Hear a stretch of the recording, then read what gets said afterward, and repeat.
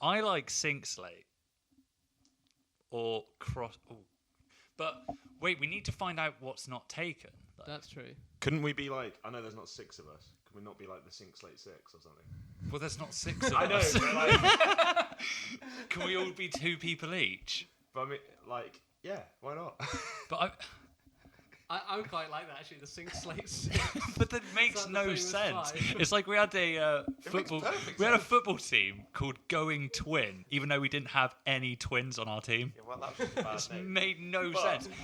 But like Larry and Harry are presumably going to join at some point as well. It makes That's 5. 5 and Yeah. one other Yeah. mystery guest. Mystery You're guest. gonna have to talk to that closer to your. Yeah, I know. Oh, but wait, if we started off, is Well, this? it's recorded, but just. This is just the freeform this is segment. Just like getting into it. Okay. Yeah, I think we're, as now, unnamed until we do a bit more research on what's taken and what's not taken. Because we can't go out all guns blazing and be like, right, this is our name, and then be like, no. What, and then change it. Well, I'm pretty sure no one's going to be called the Sync Slate 6. Yeah. I just want to put that out there as a suggestion. Sync Slate 6. Why? What is 'Cause with it you? rolls off the tongue. Yeah, I know, but what is it with you and onomatopoeia? It's just nice. Can it not? Can it It's not also just like be a little Sync nod Slate? to Kill Bill. What's the... Oh, no, not Kill Bill. Pulp Fiction. What's the... I've never seen it. Fox Force 5 is the pilot Oh, I that thought you were Mia talking Wallace about is in Pulp Fiction. or Well, the if it 5 pressure point punch. Oh, yeah, I think that's from why I got Kill Bill. confused. Yeah. Yeah. I think if it relates to Pulp Fiction, that's like a double entendre, right? Yeah, I mean, but we'd have to be called In the Fox meaning- Force 5. For it to I'm, be. But the I'm Sync still Slate with 6. I'm still with nobody put Slaby in a corner. Yeah, so as yet unnamed. I mean, what are we consulting our legal or team? 6.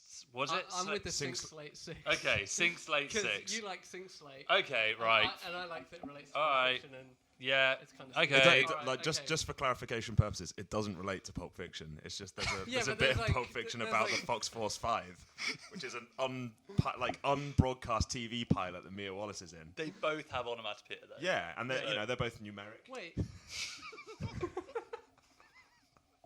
What is this? An unbroadcast So TV pilot? like the scene where they go dancing and Vincent Vega takes out Mia Wallace. I've not actually seen it. but- You've not seen Pulp Fiction? No. Well, we're going to be getting on to Tarantino later Okay, anyway, yeah. so She's like her claim to fame in the film is that she's in this TV pilot for something called Fox Force 5. Right. I think that's what it's called. that is some deep Pulp Fiction knowledge. Right Yeah, it's one of my favorite films. I've actually got some Tarantino news. No, mine's I know. Tarantino news. Do you? Oh no. Oh, there's a man. conflict. Same news. Oh no! First podcast and we've relinquished control already. This, ladies and gentlemen, this is the issue with these two having planned ahead. Yeah. I do not have any notes in front of me, and I'm going to have the most unique news. Okay, should we get into it? Yeah, right. 6 Slate. No. Sing Sing Slate 6. Sing Slate 6. Podcast Sing- number 1. Here we go. Yeah. I think that, that covered it. Straight in. Do we want to Should we introduce ourselves? Yeah. Yeah, go on. Okay. Well, you introduce us. Well, I Let's, thought that was a pretty good lead-in. So, my name's Andrew. I'm leading this, apparently. To my right is... Oh, we're doing it individually. I'm I guess Joe. so. And to my left... Oh, are we doing full names or are we just? Well, you've got 3 first names as your full name anyway. Yeah. I'm Arlo. Yeah. Great. And today, we're going to be reviewing Dark Phoenix, which we are fresh out of the cinema. We've literally had a 20-minute walk from the cinema, Set up. And set now we're up, here. and here we go. Straight in. Straight so, in. Arlo has kindly volunteered to explain the plot to anyone listening. Yeah. Well, where to start? No Such a- specifics, No specifics. No spoilers. Not yet. Not yet. Just Okay. So we're in a kind of era wait. now How where do you do plot without doing spoilers? I think it's possible. Oh, go on. Let's see how he does. We're in an era in the Xmen universe now. It's 1992. It's kind of an unprecedented era of human and mutant peace, or so we think. There's a event on a space shuttle that goes horrendously wrong, and the X-Men are sent in to go and save the crew of the spaceship. And then there's an event that happens after that whereby Jean Grey, Played no by one knows Sophie what Turner. played by Sophie Turner, yeah, thank you, she absorbs some kind of cosmic being, and no one really understands what's happened to her. And then the themes from there out are, how does she deal with that newfound power? How does she react to the people around her? And, can that, what is quite fragile peace between humans and mutants, sustain throughout the remainder of the film? It has really annoyed me how well he's done that. Yeah, me too. I really thought you were going to fluff that. That's why I thought he was just going to drop a massive spoiler right in the middle and be like, whoa. Yeah, I think that's a kind of... Yeah, I think that covers it really annoyingly well. Right, overall scores, what do you reckon? Are we scoring it out of... What should we score it out of? 8? That's a very strange scoring metric. What about 6? Yeah. Oh, we got to score it out of 6, haven't we? That makes sense. Are we doing decimals, or are we just doing... If we score out of 6, you've got to do decimals. Okay. Well, who wants to go first? I'd go 4.2 out of 6. 4.2. Really? 4.2. That seems quite high. I don't think it deserves the terrible 20% Rotten Tomatoes score that it's currently getting. That's critics, right? That's critics, yeah. It's on 60% for audience. But, 4.2 out of 6. I'm quite... Wait, what does that... We need to do some quick multiplication, but what does that work out of 10? You're asking me. I don't know. That's probably about a 7 out of 10. That's a bit high. Okay, 3.9. 3.9 out of 6. I'm limited to film synopses. I can't do quick maths, I'm afraid. Yeah, 3.9 out of 6. I'm changing my score. Okay. 3.9. Well, Yep. I mean, where's that 0.3 gone? It's just deserted you. Well, yeah. I'm going to go straight down the middle, 3. 3 out of 6. I agree with you. I don't think it's as terrible as it's getting. Just for Joe's reference, that's 5 out of 10. 5 out of 10. Just okay, right. I'm just so used to doing out of 10s that. Yeah. I thought I was going to be horrendously bored going in. I was actually set up to hate it, and actually I was like... That's part of the problem, though, isn't it? Like, you get this pre-notion from reviews and scores that are coming out, and it can definitely affect the way you view the film. Definitely. And also in the world of comic book movies. An overwhelmment, it has high standards, I guess. Yeah, we'll come on to this later, but yeah, there's a lot of comic book fatigue and stuff like that in the cinematic universe, and especially with such a huge one coming out, 2 months ago? Yes. To then go to something that's not, which also I think might be a problem for Marvel moving forward. But we'll get onto that next later. bit. And actually, while on that, was this filmed before? Was this not filmed a few years ago? So this film's had massive production problems. Well, not production problems, but Fox aren't great at making movies. Well, they're not bad, but they're not as bad as seasoned as Disney. So they don't, from what I understand of it, they don't allot time for reshoots. And so it was originally supposed to have a November release date that got pushed back to, I think, February. So November just gone, or the one before? Yeah, no, November just gone. And then because of the reshoots, which we'll talk about in a bit, it got pushed back again to just, last week. Okay. Score out of 10, Arlo? 6. Out of 6. Oh, sorry, out of 6. you Who's in charge 10, here? Don't you? Just can't get your head around it. I'm kind of with Slay on this. I didn't think it was as bad as I thought it was going to be. But I'm still going to give it a 2.8. 2.8. I enjoyed it in sections. I just think the acting for me was the worst part of it. Wow. See, I literally the exact opposite. I thought the acting was the one saving grace in the film. Me too. I agree. I think it carried it. Completely. I thought there was a couple of wooden performances. I thought Jessica Chastain wasn't amazing. But overall, like James McAvoy and Mike Fassbender, they're incredible in whatever they're in. Sophie Turner did a pretty good job with the script she was given. Yeah. Nicholas Hoult. Nicholas Hoult was good. I thought Sophie Turner was going to be 10 times worse. I mean, I'm not a big fan of hers, but I think I think you're right. She did a good job with the script she was given, and the script was that's the biggest problem. The dialogue was horrendous. Dialogue. Terribly the worst. Like we started laughing halfway through because it was like he repeated himself like 3 times in a row. And so did she. Yeah, she kept saying the same thing. She was kind of going down the whole Jon Snow vibe of I don't want it. She just kept saying over and over, I don't understand what's happening to me. And I was getting a bit bored of that. Yeah. Yeah. Dialogue definitely let it down. Yeah, I think so much. also a lot of the news coming out that it was being postponed and being reshot definitely hurts it. I mean, I read somewhere that Days of Future Past and First Class both had more extensive reshoots than this film, but it just wasn't publicised Really? as much and seen as a negative thing. Reshoots always do make you think that That's it. sucks. It's that word, isn't it? It's they don't instantly. have faith in their own project. It's almost a dirty word. It's like- Yeah, massively. And I think the marketing massively hurt this venture and Well, the timing of it. They had big problems with Apocalypse as well. I don't know if you remember at the time. Yeah. There was the whole kind of poster of Oscar Isaac choking Jennifer Lawrence, and that was seen as like a really big issue for. Oh, really? Yeah, that they really. Really? Yeah, that was a huge problem. I've not seen Apocalypse. That's the only one out of the. I have seen it a while ago. Very underwhelming. In fact, in terms of all of the X-Men films, I'd put Apocalypse second to bottom. What's bottom? I know what this is going to be. Actually. yeah. Origins Yeah, Wolverine. yeah, of course. Obviously, Yeah. it's just a terrible film, and they butchered Deadpool, and it just Oh, that one. Yeah, that's entertaining. Which in terms of how actually bad has a it is. really good opening montage of like Wolverine Yeah. and Sabretooth going through all the different wars and stuff. But And that's the only good bit. yeah, But so you- going back to the dialogue, every line felt like they were talking for a trailer or something. It was like Yeah. you could have just cut that out and just put it over the it top. was cheesy, wasn't it? Yeah. And you know what?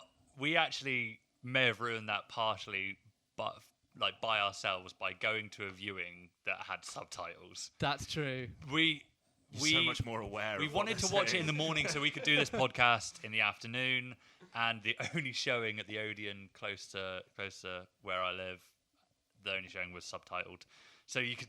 I was trying to blank it out. I don't know about you guys. Were you reading it, or were you like? I was kind of distracted by it. Yeah, I was reading it, but then again, it brought like all the romance of French cinema back to me, which I really enjoyed. You know, it was like watching Jean de Florette when I was a kid.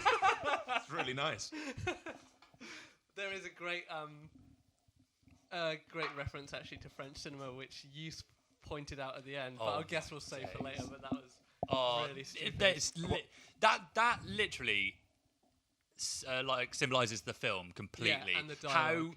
terribly corny it was. Yeah. Like So predictable. It's not a spoiler, so we'll just say it now. Yeah. Maybe a bit. No, It's just not a say. spoiler. Yeah, It's not a so spoiler. at the end of the movie, Charles Xavier and Magneto meet at a French restaurant to play a game of chess. In Paris, by the way. It's oh, not- it's were not- they actually in Paris? I believe Well- it was in Paris. I did wonder because if that's meant to be the Eiffel Tower, it doesn't look like that. Yeah. Really? And there was also a building opposite that kind of looked like St. Paul's. Well, actually, Oh yeah, I saw that. hang I don't know. on. We're missing a key factor here. The waitress came over and spoke in French. Oh, did she? Oh, I was too busy pissing myself laughing at the name of the cafe that they were at. I Yeah, don't know what it was in French, but it translates to the cafe of old friends. I think it's Le Café de Jeux Compas, something like that. Well yeah. done. Yeah. Nice. But Nice. but you did point it out. I You- did. You got Well, the that's translation. I'd actually heard that somewhere else, but yeah, come on, like Yeah. you can't. That is so on the nose. It's like see. Yeah. For any French listeners, I'm sorry for butchering the language. And speaking of on the nose, and this I think is like quite a common thing with these movies, and I think subtitles gave this away more. But every song they played would like kind of mirror what's happening. So at the start, it was something Phoenix by Yeah. an I did old notice like that. 70s tune, and then when Werewolves of something- London came on. Werewolves of London came, but then when something strange happened, you know, that involved, I guess, minor spoiler, but aliens, the song was called like Stranger Thing, but because that was subtitled, it really pointed out that they were just trying to like shoehorn that in, that, you know, Yeah. almost like guide you Yeah. on how to feel. And mean, that I thought was really bad. I think it would have been better if they just did the X-Files theme tune when they introduced the aliens. That bit would have been great. I just really wish that they'd opened up with the original, well, the animation from 1992 X-Men. animated series. Yeah, it's just that. Can we talk about the aliens? Because I so- had a huge problem with them. So I mean, essentially, what it was supposed to be, it was supposed to be the Kree. Yeah. Not no. The Kree is... No, sorry. Skrulls. But Captain Marvel used the Skrulls months before, and also that's, I don't know if you know, that's Why they reshot. Apparently, that's part of the reshoots, was the fact that it was coming out and test audiences were saying this is too much like Captain Marvel. In fact, the final like the third act in the train, that was all reshot. The final of the original cut was supposed to be a battle in space, like a much more intimate, only a few characters, but then test audiences were like, probably because we've had Avengers and big team up things, they were like, no, we want all of the characters in one place doing one big fight. Yeah. But for me, that was the best part of the movie. The start in space. No. The final, the train scene. The train scene was good. I thought Really? the action scenes were really well done. Imagine if they hadn't had that train scene. It was just like a one-on-one. Yeah. Between, Yeah. like... It was. They kind of got everyone's powers involved. It was interesting. I preferred I thought the first up until Beast smashes the whiskey bottle. Yeah. Yeah. I Actually, thought that was good the best. acting. That was really good acting. Well, yeah, I thought that's that was the that's why I best. didn't agree with you when you were saying. I thought the acting was the best part of the film. I kind of go down the line where you were saying like there were some wooden performances in there. Like I think looking at that cast, you've got Michael Fassbender, you've got even Nicholas Hoult these days is quite a big Hollywood name. Jennifer Lawrence is a huge Hollywood name. Yeah. I thought the interactions between all of them were kind of like yeah. I didn't buy into them. Like I mean, and you've got to bear in mind this is the third film in the franchise. Yeah, now? but this is it Fourth is film or 10th. Yeah, but it is. Depends how you're looking at it. But it's they also know it's the last one, don't they? It's being we'll talk about it later. But the buyout of Fox and Disney means that most likely these characters are not going to be brought forward into the MCU, which means that like there's no longevity to these characters, and that's why I think I didn't. Yeah, I agree. Just Jennifer Lawrence, I didn't think was that involved in it. I mean, the amount of makeup she has to go through for that character as well. That was what occurred to me. I feel like 4 films in, she's so annoyed at having to get body painted every day and go on shoot. I noticed halfway through not even halfway through, a quarter of the way through the film where they're in Xavier's school for gifted kids, she changed back to her human form. For no reason. Just for ease. Yeah. She didn't want to go back into the makeup room. No. And then, halfway through the film, I don't know if we're spoiling or... Maybe not yet. What did you guys think of the special effects? I thought they were... I mean, I think when you don't notice... If you're not calling out special effects, they're usually pretty good. Yeah. If your mind doesn't go to, that looks bad, then they're usually really well done. It's definitely not any... what's that? Scorpion King. Oh, yeah. The Rock. Do you remember that? Yeah. Was that Mummy, wasn't it? Yeah, it's definitely... I think they really nailed Storm bringing in a light hail. That was really tastefully done. There's so many parts of the film that we'll get to that just took me out of the experience completely. Is there anything else we want to cover before we go to spoilers? Acting. Well, I mean, yeah, I don't know. Simon Kinberg is the director of this one, and he also wrote this one.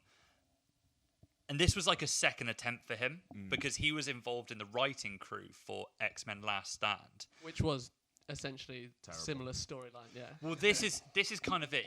It was almost his redemption song because I mean, Xmen Last Stand was so poorly received because it was too cluttered. It was cluttered because they added in the most famous X-Men story, which is the Dark Phoenix saga, into other stories. The one where they have the cure. Yeah, like there's Angel and like his dad's inventing the cure, and there's the whole war and the Golden Gate Bridge.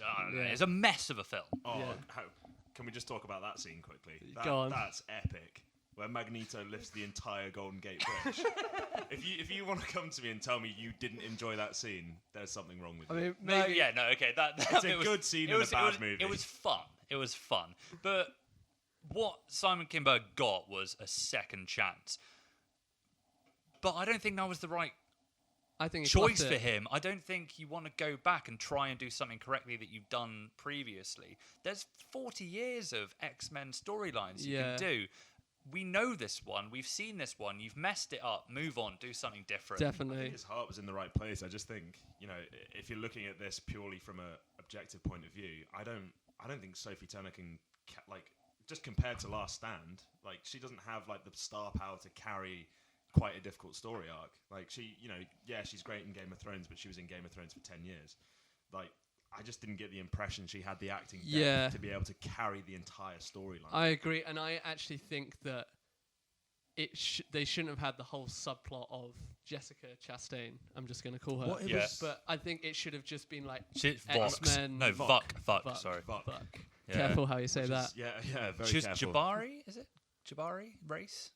I'm not Really? sure. So, from what I understand, part of the Dark Phoenix storyline is that the Phoenix Force has destroyed the sun that the Jabari race use, essentially. Did they ever name drop the race in this film? I don't know if they did. I think it was Jabari. Was it?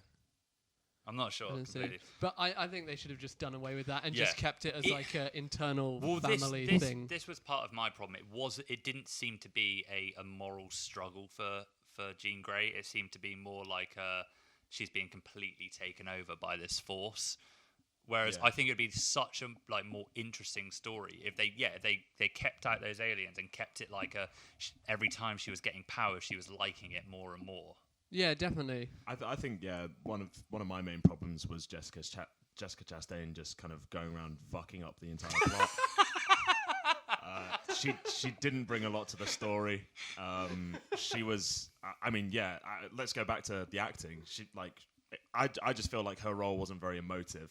She didn't have a lot she could do with it. She's phenomenal. I mean, when you're an alien that drops to Earth and you're assimilating into I think the weirdest part for me actually was when they said to her, it's like, have you learnt the language yet? She's like, with ease. And I'm like, I don't understand what that added to anything.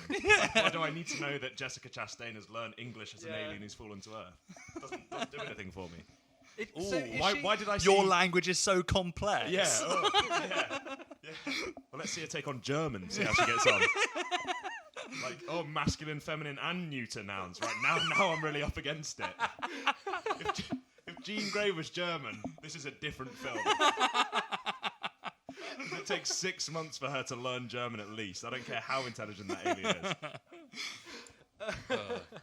is. So you're saying Jessica Chastain is an amazing actress? Because I've recognised her, but I can't think what she's been in. Yeah, I would know. I think she is a great actress, which is why I was so surprised you put her in this really limited role. She couldn't bring anything to that part. It was just, she was in a lot of ways the antagonist of the film, I suppose. She was the one who wanted to gain all the power, but her motives were somewhat questionable. You didn't get a lot of backstory, and again, like Joe said with The Last Stand, it just kind of got a bit convoluted. I mean, the main premise was all about Charles Xavier as a character, I thought, and about human-mutant relations, rather than this external alien force who didn't really bring anything to the movie. The same thing I was saying about X-Men: The Last Stand being too cluttered. It almost felt like this was a little bit too cluttered for the Dark Phoenix storyline, because it had this alien race that really wasn't that needed, and it also had the Charles Xavier kind of ego storyline behind it as well. But I thought that was the best storyline. Me too. That was really interesting to me. Yeah. I Exactly, wanted to because explore that a bit more. I mean, Patrick Stewart's Xavier is a all-knowing, all-loving, perfect guy, but that's just not the way. That's not Professor X in the comic books, and that's not the way it should be. I thought those themes kind of carried through though. Like you could tell from James McAvoy's performance that it was like he did think he was an omnipotent and omniscient, and that he knew what was best for mutants. And that scene where he goes to meet the president and he's up on stage talking about how mutants are perceived by everyone because they're saving people. You just got the impression that he was lapping it all up, and I think Raven calls him out on it early in the film. She's like, "You're doing this for you because you like the way people." You like going to these fancy dinners, etc. But you're putting mutant lives on the line to achieve that. And if they'd done that just with Jean Grey, like his ego and everything he's done, against like her getting this ultimate power. I think you could really balance that and make it like an awesome dramatic film that just happens to have superpowers. Yeah, in it. yeah, exactly. Yeah, there's so much depth there. Yeah, Like, yeah. that was a definitely. great storyline. They Yeah. just didn't put the finger on it Yeah. really. I don't know. There's a way this film can really be a success, though. I don't know. I'm with Andrew. I think if they really focused on the emotional element a bit more, and it became more of a dramatic piece than like, you know, superhero pieces are always really difficult to push into any kind of like comedy or drama. Maybe it's easier with comedy, but drama is definitely far more difficult. And Should we just get into spoilers? Yeah. Now? Should we? Yeah, Should we? Straight in. Should we start from? Are we going to go through the whole film? Can I just say there's a moment right towards the start of the film where a car goes through the gates of the kind of manor where the house is, or the academy, whatever you want to call it. And the license plate, I don't know why this stood out to me so much. It said 767 Pew, and I was like, this is just foreshadowing for the rest of the film. It's gonna suck. It's gonna be like PU. This is terrible. Oh, This you've is an awful you've film. literally as soon as you saw that, you wrote that down on your phone, and you're like, I can't wait to say that later. I tell you what's really annoying is that the ink on my hand is smudged everywhere. And then I scratched my face, so I look a mess right now. So we start off with Jean and her family, young Jean, Yeah. and Kills her mum in a car crash. Whoa. yeah. So there's an argument with the. I mean, that's what happens. Yeah, it was a bit weird though, wasn't it? Like it didn't seem like it was her. I found, like she didn't No, know what she was doing almost. But they did come back to that at the end where you saw it made her mum. yeah, like, it was turn involuntary, into- wasn't it? Was it Like her right? saying Okay. quiet sort of made her mum go down on the wheel. Yeah. She her whatever power it was, telekinesis, I imagine, made her mum pass out and swerve into the other Right, end yeah. of the oncoming traffic. So then after that we had the Charles Xavier and Jean Grey in the hostel scene, which I thought was absolutely phenomenal. Yeah, really well I enjoyed acted. that. Yeah. I don't know who that young actress is, but I mean she was great, and James McAvoy just absolutely nailed that as well. Are his eyes that blue in real life? I have no idea. Do you get lost in his eyes, Andrew? Well, I did. There was a part And in is the that movie. so? Wait, is the long hair his, or is that a wig and then he wears a bald cap? Well, I would imagine that the timing of the filming probably coincided with Glass to some extent, so I would have thought he shaved his head for that. That's not a bad show. I've not seen Glass. Is it? Would he actually shave his head for that? Is he? Yeah, I think so. Because there was one point where he was like using Cerebro, and I half thought his head just did look like it was full on shaved rather than some kind of like prosthetic or whatever. Yeah, So, maybe. yeah. You never know with these things, though. They digitally removed a mustache from Henry Cavill in the Justice League, so they can do anything Well, these Superman's days. not allowed a mustache. Do you not know about this? I think that would bring more emotional depth It's to 'cause- Superman's character in those films than Well, anything that's else. it. They should have lent into it and like gave him a full beard. Imagine that. I mean, this is what DC doesn't do well. It's like, you know, all the quips in Marvel, you know, Iron Man's, you know, full of banter. It's like Superman just turns up with a handlebar mustache. All of a sudden, he looks like one of the village people. There's something to be done there. Well, what was he filming as Henry Cavill? Mission What was he- Impossible. Mission Impossible, that was it. And he had to have the He's- mustache yeah. for that. He's a terrible actor. No, he is not. He is No, we're getting dreadful. off topic. We are getting off Rein topic. it in. Okay, so Rein it in, Storm. Nice. love it. So, Context. so then we get the space mission. Yeah. There are Um, some really stupid bits in this movie. Yeah, there are. You just Yeah. remind me of it. Actually, can we... right. So no. when we- Okay. So we're just Just gonna. in terms of the space mission. Oh, I was raging. Wait, so... Oh, effing and jeffing. Oh, Damn well, it. that's a bit blue. Sorry. Young kids listening to this, Joe. Come on. Sorry. I was. We're role models. We're role models on this podcast. I was not pleased. I was more concerned about the fact that Beast didn't know whether that their kind of jet could make it into space or It's not. just so Everyone was like, stupid. Probably. Yeah. No. Beat, Charles no. Xavier was like, can it make it into space? He's like, No, he acceleration. He was like, no. And then Charles Xavier was like, well, we're going to do it anyway. And he's like, I haven't built a spaceship. And he's like, but wait, isn't a plane basically a spaceship? No, Charles. No, it's not. Those are different things. And then It's it made it into what if we- space anyway. What if we just drive it upwards really quickly? It's like, all right, that'll do. But they're not that far into space, really, are they? They're like upper What do you atmosphere. mean? Well, because she can make ice. That was my problem. Yeah. What was that about? Yeah, where's the moisture? Exactly. No moisture in space. No. It's a vacuum, like the emotions in this film. There weren't any. It was a soulless vacuum. That scene was all right to see I some thought- of the powers. Like we got to see Nightcrawler in action. Nightcrawler's He makes cool. a cool sound when he moves as well, and he's like. I don't think it was quite that squelchy. It wasn't like a welly filled with water, like a festival. It was more of a. It's like there was like a slightly explosive element to it. There's more of a wisp to it, like a. I'm Yeah. gonna go for. I don't know. That made me feel But that was uncomfortable. Go on then. Let's hear yours. I don't know. I feel under pressure. I think it was like a. Ooh. Oh, I go like. Ooh. Maybe I just didn't listen to him ever, like teleporting. It 'cause wasn't on the yours subtitles. You had a lot similar noises than I just did. Bang. Yeah. So that was a cool scene. I thought. I thought the stuff in space was really good. I really related to Scott and Gene on the plane. You know, where he kind of leant over and put a hand on her shoulder because I get so scared on planes. I thought that was nice. I thought, you know, they really pandered to people who are scared of flying in that scene. And it really spoke to me. One thing that happens in that, they kind of do the Quicksilver slow-mo thing. Yeah. But they do it quite fast. But Yeah. jumping forward, what happened to him? Because he just sort of disappeared for the rest of the movie. Yeah, like he kind did. of He was after that in bit. the battle with Jean Grey later. He was and in, got he was messed in a lot up of the there. scenes, but he wasn't really like a prominent figure in the film, was he? I think my favourite bit in the space scene was where he got the tape and like he basically just like ravelled it round Nightcrawler's head to put the helmet on him so he could go into space. Right, That was that's quite what he cool. was doing. Okay. Wouldn't work. Yeah, I thought, you know, like It's just, like him and Xavier should team up and just come up with inventions. A bit of tape, yeah. Plane in space, yeah. Why not? That'll work. I feel like Mythbusters would have an absolute field day with this film. Yeah. So obviously they're in space. Then they save all the crew. The crew are there, and then the crew's like, "Oh no, our captain was in a different part of the ship for no reason."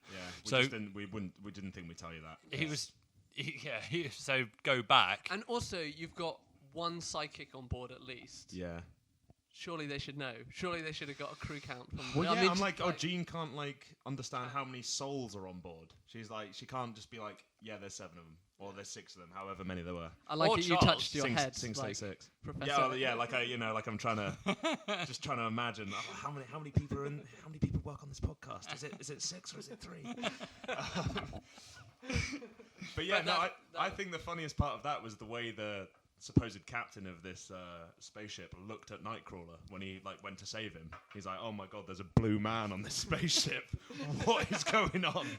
Look, how fast was that spaceship spinning at the start as well? Yeah. And then, Scott had to go into that little like eye homing Yes. missile part, and I was like, "What is going on Like something here?" out of Star Wars at the back of like an X-Fighter. He's just. And did you notice how the crosshair was an X? There were so many little X. Exactly. And Professor X has a little Xmen phone. It's got the X across With it. that so ringtone. that was his hotline to the president. I actually also noticed that he had X's on the wheels of his wheelchair. Like that is bougie, isn't it? No, he's always but he's had that in the comics. But I mean that is next level. Bougie. And, I like that. and on the That back, is so extra. Pardon the pun. He's at the wheelchair shop, and he's like, "Do you mind just Xing the wheels?" Like, Can I get some chrome X's on this? I also actually just touching on that. I think it was really strange that scene between him and Jean Grey, where she kind of crushed his nice wheelchair, his custom wheelchair. No. that We'll come on was to We're that. gonna come on to That that. is the funniest part of the movie. It was really odd. It was no, so there's a bad. line before that is Okay, the- right. So, come on to that, we'll come on to so I'm just really excited about that scene.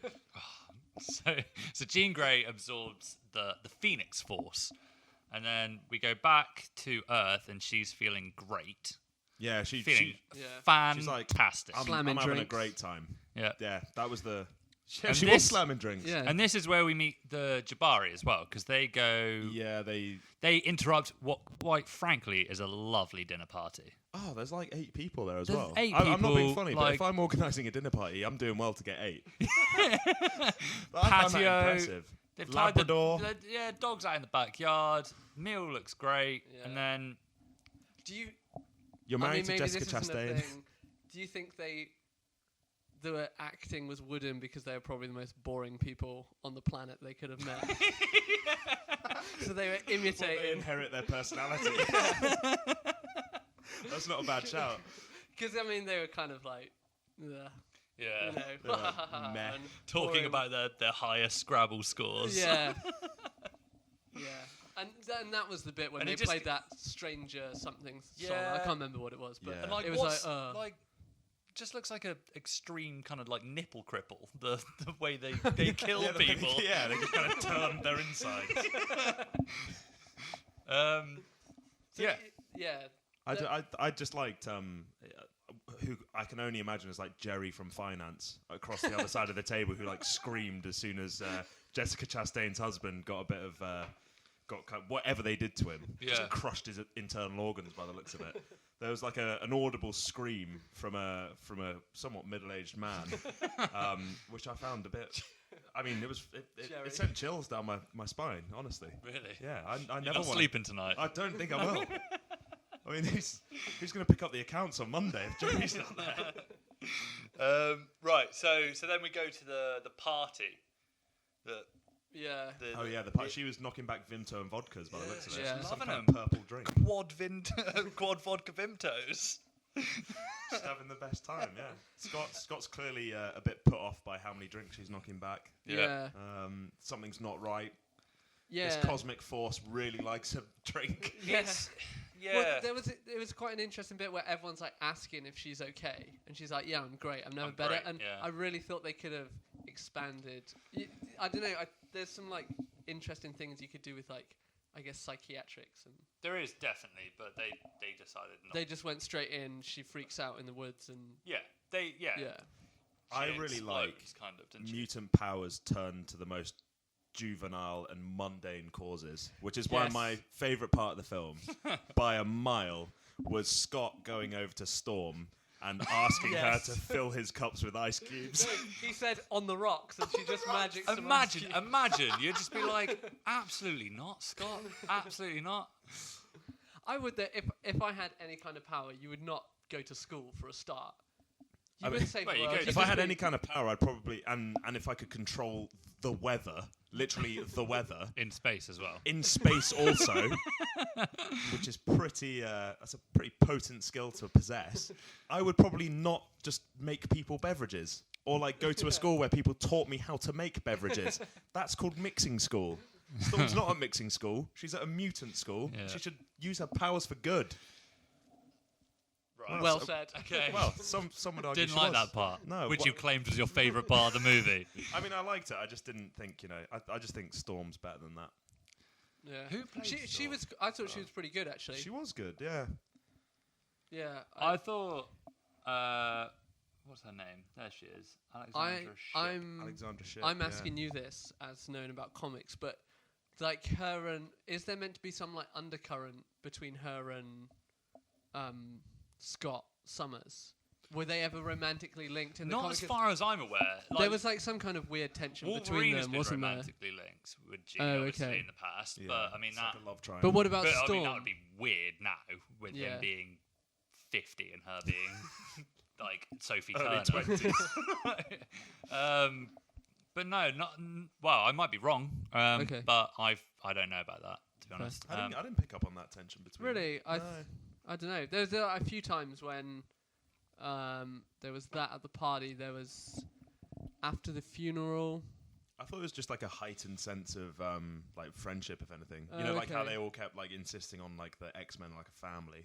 Yeah. Like there was definitely that. There's like a poignant scene later in the film where they're fighting, certain other mutants, and they were kind of looking out for each other. There was like a Right. There was like a we're not going to lose anyone else vibe to it. Okay. Right. Let's let's keep going because we're still in the first couple of scenes. Here. Yeah, we're really gonna have to power through this now. So See, this is all like the best part of the movie to me as well. really, no, I think the first third. okay. Just on a quick tangent, do we think Quicksilver is probably the best example of someone who should be in the MCU trapped inside what is quite a reasonably his Fox character. film? Well, they put him in the MCU, didn't they? Yeah, And but killed him. This is But so Aaron Taylor Johnson's version of Quicksilver was terrible. I A think we can bad all agree on that. Eastern It's like European a huge, accent. Yeah, and that's a huge miss, right? Yeah, in the MCU. But in terms of the Fox films, like the slow-mo scenes you get are pretty iconic with him in the earlier films, and like even in this one, like he had a couple of really funny moments. Like he wasn't present that often, but he had a you know couple they of really did good that. quips. They did that really weird thing where Magneto's his dad. Yeah. Don't know why. Was that hinted at in Apocalypse? I feel like it was. Yeah, and there's then like it just didn't go anywhere. Yeah. It's really odd. So, I guess there's another tangent, but was Apocalypse the film before this, or is Logan the film before this? Like, No, so the way it works is in 10-year increments essentially. Right. So First Class was set in the 60s. Yeah. And then Days of Future Past was set in the 70s. Apocalypse 80s, and this 90s, which is kind of, for me, it's like it's why I can't get invested in these characters. Look at Marvel. We're getting like 4 months in between seeing our favorite characters, and yet I'm supposed to get invested in these people that I'm seeing every 10 years in their universe. It just doesn't make sense to me. Yeah. To space it out that far apart. It's another distracting influence, isn't it, as well? It's like you have to adjust the whole kind of like costuming, the whole like setup to each era, to each decade. Well, saying that, it was the 90s. I didn't see the Spice Girls anywhere. Exactly. Like, I think Raven had some of those kind of, they're not flares, but they're like, I would call them 90s flares, you know, like the kind of, I guess, bottom type jeans. But apart from that, it's like, it could have been set in present day. Yeah. Yeah, I think that's an issue, It didn't even need to isn't it? say 1992. Because if they want to go, if they're doing that for backward compatibility, I mean, there's so many holes in Well, I mean, backward. essentially since First Class, so in the 60s to this, in the 90s, and you look at, like, Michael Fassbender and James McAvoy, like, they're supposed to have aged 30 years. Yeah. And in 10 so years... James McAvoy is supposed to be Patrick Stewart in 8 years' time. and Michael Fassbender is supposed to be Sir Ian McKellen in 8 years' time. Like, it just doesn't work. I tell you what, Michael Fassbender was an absolute dish in this film. I'm just going to put that out there. He was Really? looking svelte in that. When we first see him on the island, they've been designated by the US government. He's wearing all black. His hair's looking good. He on the whole, he just looked. You know, he looked the part. I don't think it's his best Magneto, though. Which do you think, Days of Future Past? Yeah, no. First Class? First Class, probably. First Class is my favourite out of the newer films by There far. were really good moments with him in this film, I thought. There that wasn't was. explored enough either. I think the bit where Jean just made him feel completely powerless was really interesting, because he's clearly never felt that way before. Yeah. I did like that he wasn't the generic bad guy this time. You know, usually it's like at the end, oh wait, we have to fight Magneto. But his redemptive arc was too quick. It was like I'm gonna kill Jean Grey. Yeah. Then we're on a train, and Xavier's like, but you shouldn't. And he's like, good point. Yeah, that was all too quick. We should probably cycle back to the scene when Jean, after kind of passing out and inheriting all those new powers. So she essentially finds out that her dad is still alive. Yeah. From the opening scene. Yeah, and so she goes to find him and goes back to her old house, and then realizes that all of the photos, she's not in any of them, and her father has essentially taken her memory out of his life, and this, I don't know, incites the Phoenix Force inside it and gets her angry, which kind of like builds it up almost. Well, what's the whole story is built on Charles Xavier basically suppressing those painful memories when she's a kid, isn't it? Yeah. He calls it scaffolding in her brain, where like she can't access the fact that, you know, she's probably responsible for her mother's death, and that her father doesn't want to be involved with her after that. Which I thought was quite interesting, and that kind of sets up the whole relationship between Jean and Charles, which is like the main part of the film, I would argue. Yeah. And then, obviously her emotions get the best of her when she tears down those walls and understands what's going on with her father's mindset. Yeah, Yep. and that's also what. So also in this, I guess we should say, Raven Mystique is from the start saying to Charles, "You're feeding your ego." Yeah. So she's kind of against it, and she says to Hank Beast, as We I should Hank go. Beast. yeah, Mr. Hank Beast. Mr. Beast. We should get out of this. Charles's ego is kind of out of control, and she's Yeah. sort of on side of like, we should look after each other and not Yeah. shouldn't do things like lie to a child, even if it does protect him in the short term. And she becomes the martyr of the film, really. Yes. Well, Yeah, then it's going on to fine. that. Well, so then obviously Jean goes out of control, and that's when the X-Men turn up.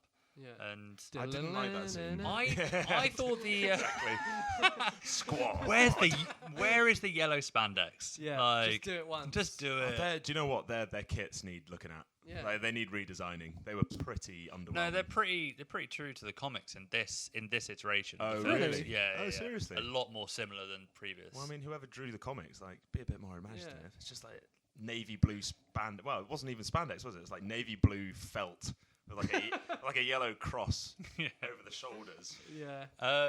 All I'm saying is, if I'm like 10 years old and that's my football team's like new kit, I'm pretty disappointed. So that anyway, moving on from that. So that fight scene, what do you think of that? Jean Grey against the X-Men. That was interesting. I It's a bit thought weird. I don't understand how Quicksilver got so injured, because he's taken Oh, off yeah. the plane afterwards in Yeah. like bits, and he's like on death's door. Supposedly, he gets stretchered Yeah. off the plane, but when she yeah. moves, there's a load of debris around Jean Grey, so he utilizes it to try and get up to her level to presumably like tackle her down to the ground. And she just moves the last like little door frame out of the way, and he just basically stacks it. But we're led to believe that causes like big Yeah. injuries, significant injuries to it. Yeah. I'm assuming a coma, right? Yeah, I mean, Yeah, it seemed probably. that Well, way. it wasn't in the rest of the movie, so Phil, or Too expensive for the rest of the movie. well, yeah, maybe. I did think that. Whatever you do, don't star the only relatable character in your franchise throughout the rest of the film. That's a bad decision. Yeah. And then obviously, then we have the whole Hank's going to take a shot at taking down Jean, and Xavier's Yes. like, no, I want Mystique to go in there. She goes in there, Jean loses it, and impales her. impales her on the wood from the house, I assume. Yeah. that Yeah, is. it's like splinters, wasn't it? Could that kill you? I mean, Well, look. she had like 3 pretty large Yeah. Yeah, it went wood through her. splinters in I her- mean, it in her did, but- abdomen. Yeah. I'd like alright. to see you take that. Well, I mean, if you're But such I a was just thinking, psychic, like- why don't you just remove them with your brain and like stem the blood with your brain? That's kind of. I had to suspend my kind of disbelief at that Yeah. stage, because if they're all so powerful and that's kind of the theme of the rest of the film, like how powerful Jean is, like surely you can save Raven Yeah. in that situation. Or I think like killing off Raven was more Jennifer Lawrence not wanting to be in these movies than Yeah, any like emotional gravitas. she's sick of it. Yeah, she I walked off set genuinely that think day with a grand sense of relief. Yeah. Because essentially they could have. Clapped her hands on the way out. Yeah. See you later, Yeah. guys. I'm done. I'm going to go make the passengers too. Yeah, they couldn't get Chris Pratt back for it though. But they could have killed anyone and made it like an emotional thing, Yeah. and it would have. This probably was supposed to be the big emotional arc of the whole movie, and it didn't land It for got me. lost. I felt like. Yeah, So- I mean, skip to the end of the movie. It's getting renamed the Jean Grey School for Kids. Yeah. What about Raven? Yeah. We're not calling it after her. Yeah, and Like, she is the most like morally rich character in the whole film. Definitely. She calls everything out perfectly, yeah, and ultimately pays the price for it. And yeah, I was shocked at the end. and also I thought it was, she's dead, and Jean's not. She's the Phoenix Force now. Is that what happened? Yeah, So she's she didn't die. she becomes part of the Phoenix Force.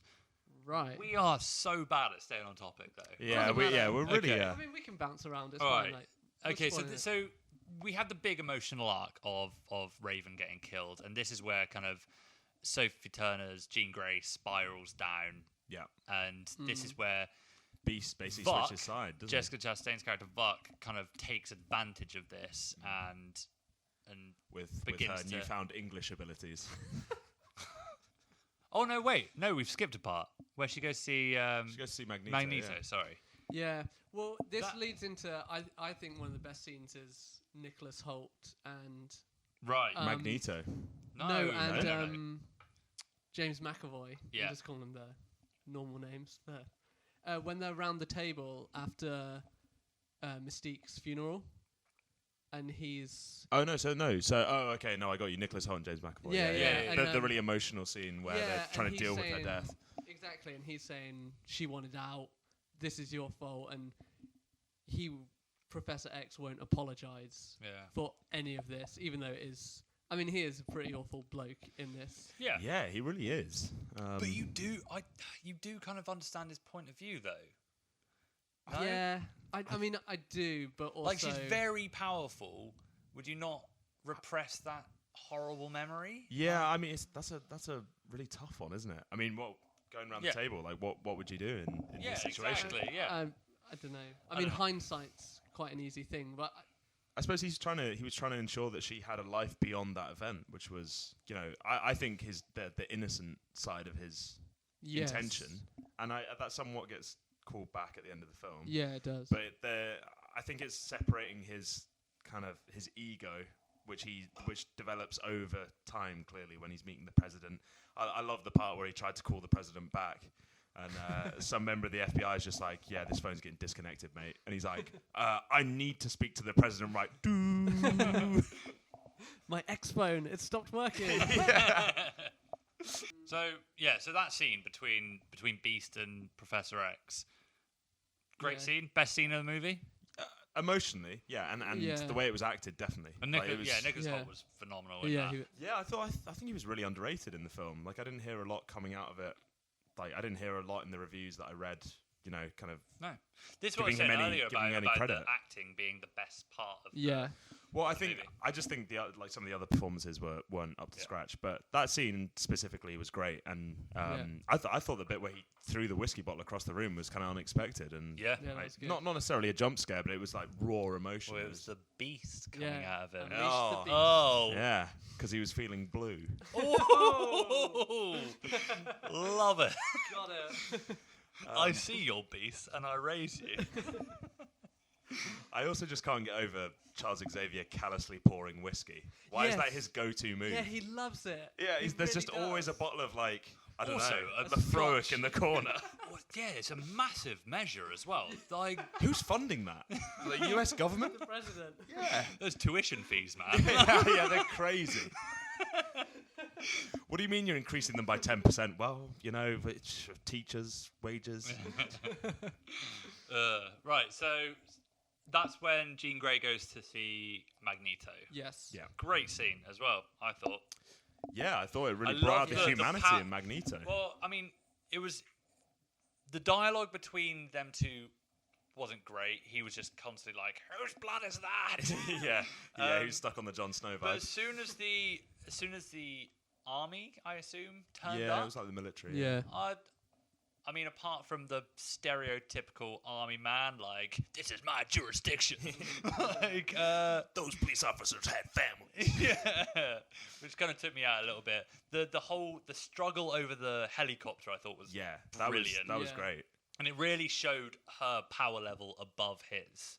But Like, he and- held on, though. Yeah, he held on, and he showed, like, humanity. He was like, get on the helicopter now, because I can't hold it much longer.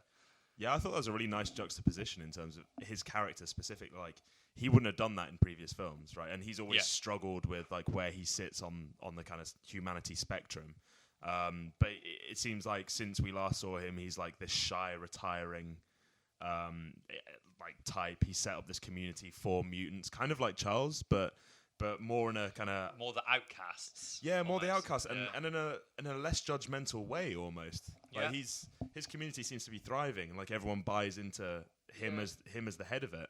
I think there was that old friend scene that comes along shortly after where they reunite, and he just says like, "Cut the BS, Charles." Yeah. And it's like, Yeah, he is the more relatable. Like, Definitely. he's the more relatable force at that point. I mean, Magneto is a lot of people's favourite character, I find. Like, he's just a lot more relatable than the Professor X character. I did like, so after this bit, they basically, you get Magneto's side. Magneto finds out that Jean Grey killed Raven through Beast. He goes there and says, like, basically, let's go kill her, essentially. And then the X-Men go to intercept Jean, but also to intercept them.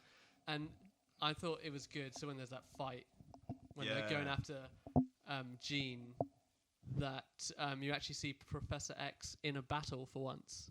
I think in like all the movies. Rarely, He's and in the I midst. thought that was really cool. Yeah, and he was actually doing stuff, and you could see he was really quite powerful because he was fighting about 3 people at once. Yeah. I think the funniest part before that was when they were agreeing who was going to go and try and rescue Jean, and Scott and Professor X were like, "Yeah, just us 2." And if it had just been them, they would have got absolutely creamed. They needed all 4 of them. I think who were the other ones? Storm was there, and I don't know who Nightcrawler, I think. Nightcrawler was there. I don't know Nightcrawler. who the other characters were on. there was a Magneto's guy with side. magic dreadlocks. Yeah, Not Newton a lot got Faulkner. explained there. And some woman who apparently had similar kind of. Oh. He telekinesis said her powers. name. Celine. Celine? Yeah, Oh Celine. yeah. Well, I know. She just gets smashed out of a train in the final sequence. And Magneto's like, Celine? oh, that And sucks. did they grab her head too? They just kind of pulled her out of the They train. just pulled her and out. she just, that was really hard. I didn't like this fight scene. Really? I really liked it. I preferred it to the Really? train Yeah. scene. You preferred it to the Yeah, train scene? definitely. I Wow. don't know about that. No, I thought so. It was just so the way they used their powers in this scene was just ridiculous. Like Cyclops with the. I knew you were going to bring this up. I literally saw you audibly sigh when he did this. He did this deflection shot off like a wing mirror. It was onto- just so painful to watch, wasn't it? And also, what was the woman just standing there with a knife to the side? What was she doing? I think she was trying to pull up Professor X, wasn't she? She was like supporting via. Yeah, but she just had her arm out in front of her I with don't a know if knife he'd to her frozen side. her or he was like trying to. Oh, okay, Yeah. right. Because I was just like, what? Why? Is I don't know what she was standing adding. like that? Yeah. What wasn't she going after Nightcrawler? She was With initially that going knife. after Nightcrawler, yeah, and then she just stayed there, and then just I think he was was. chilling. Yeah. I feel like Nightcrawler was one of the MVPs of this movie. Um, Powers wise, He was yeah. awesome. Yeah. he has a cool power. Which But- leads on to my favourite sequence. The best line of the movie. No. Oh, the not best line of the movie was during that sequence. Oh, wasn't was it? Oh, yeah. Yeah. Okay. I take back this wasn't a good scene, but it wasn't a good scene. It was a hilarious scene. It was farcical. Because there was the Scott line. Yeah, do you want to reveal the say it? Scott line I mean, without being blue? are we pre or post watershed right now? I guessed it pre, but Pre-watershed. Pre watershed. Okay, because I feel like I could bring a lot of venom to this line. So Scott goes up to Magneto, Yeah, Magneto's like, "Lol, gonna kill Jean. What you gonna do, mate?" and then Scott says, Scott goes in his best American quarterback jock voice. I will effing kill you. which is just so out of character. yeah, And it just... no one. I think someone swears, drops an S bomb just before he says that, and it's almost like he. And that was wanted out of to place. yeah, that was out of place, and I was like, "That's weird." They've started swearing, and then all of a sudden you get that F, and it's like, "Wait, are they just going to have a swear off now?" Yeah. It was just so weird. Rap battle. Yeah. Is Scott's visor made of some kind of plastic or polymer? Because if it isn't, then Magneto's won straight off the bat, hasn't he? If that's made out of any kind of metal, yoink. Yeah. So I don't think he would effing kill him to conclude. So then... It's so, So out then of we place. get But I think that- Nightcrawler getting Xavier into the hotel house Yeah, it's like a kind of night- like it almost struck me as like an embassy, like Yeah. with Vuk and Jean Grey up on a high level looking down. and she's trying And to corrupt her at this point. The most mental thing happens. Well, first Magneto pulls up a subway cart from the road. Oh, that was completely gratuitous. That didn't Yeah. need to happen. That did not need to happen. He was there for about 5 minutes, just summoning his hands upwards from the pavement, and this subway cart just comes through comes through the road. Yeah. And the only logical purpose of him doing that is so we can block the entrance of the house he's going into. Yeah, there's no cars around you, mate. Yeah. Don't want to use those. I prefer trains. That is my designated mode of transport that I like to manipulate, and I'm not changing. And then, sorry, I missed a bit. And so Magneto goes in first, tries to kill Jean. Jean's like, not a chance, mate. Crushes his helmet she around lifts him up, doesn't she? Yeah. And then crushes his breaks his helmet. Well, he tries to kill her first. He's pushing this kind of like sharpened banister at her eye, and she's kind of just like in a really like jovial fashion, being like, "Oh yeah, you reckon? Mate? Come on, then. Yeah. Let's see what you got." And then just throws it on the floor, and then just she crushes his helmet around him and stops to the point where the kind of pointy part of his helmet is almost going into his eye. Really well shot, I thought. Yeah, that was cool. quite nice. And then just ripped it into 4 pieces and made him look out the window. utterly powerless. Yeah. Yeah. And then we get the stair walking scene. Yeah, I think this scene will go down in modern day cinema as I don't know what they were doing. So I think if you Arlo, if you do you want to explain what happened? I think if your objective was to humiliate a disabled man, then you did a really good job. Yeah. For whatever reason, I mean, let's just get to the logic behind the scene. So the whole kind of dialogue between Jean and Charles Xavier is that anything is possible. You can control your powers. Like, you can do anything, which is, just do it, basically. Charles's whole remit is Nike. He's sponsored by Nike. That's how he affords all the whiskey.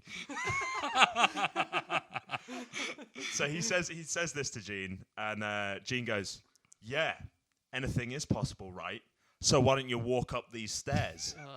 And it's like, well, I don't think that's what you meant, Jean. I think that's gone right over your head. Do you think it was meant to be like this shock? I mean, thing? I guess. I mean, like this kind of horror style. But it was horrific. Was so awkward the way it was badly done. Imagine how many takes do you reckon I had to do of that scene? If I'm James McAvoy, I'm laughing every time. It was brutal. It's just weird. It was just. So basically, she summons him out of his wheelchair via her powers. She crushes the wheelchair into a small cube. And she drags him up this elaborate staircase on his feet, which, he's kind of like limp lower half, and she's just dragging him up the stairs. And it's just really odd. It's really out of place. It's painful to watch. I know, like we both laughed on first viewing, but it's kind of just one of those things where you don't know how to react. You're like, what's going on? Horrible. It's so out of place, and I think maybe that goes to the point that there was some bits where I wonder if they're trying to do like a bit like body snatcher horror stuff, because there was stuff coming in from space, these aliens, and they were shapeshifters. Yeah, that's a good point. I wonder if there was like just certain ideas that like, oh, let's try this horror technique of doing this, and they just threw that in there too, and it's just a mishmash, isn't it? I think so, yeah. And all this is just what's she called, Jessica Chastain, just being like, I'll show you your full power and all that, and it just wasn't needed. Like, it could have just been Jean Grey on her own, just going through some, it could, completely her own psyche. Like, I don't know what the Vuk character actually contributed to the movie at all. No, there was no depth to the character. It was just having that kind of faceless enemy, wasn't it? Yeah. It's somewhat like the Chitauri in the first Avengers. It's just having that, like, I don't know. Like, yeah, but that almost works. But I didn't feel like this worked at all. No, she for such a good actress, she really didn't have much to work with, as I said before.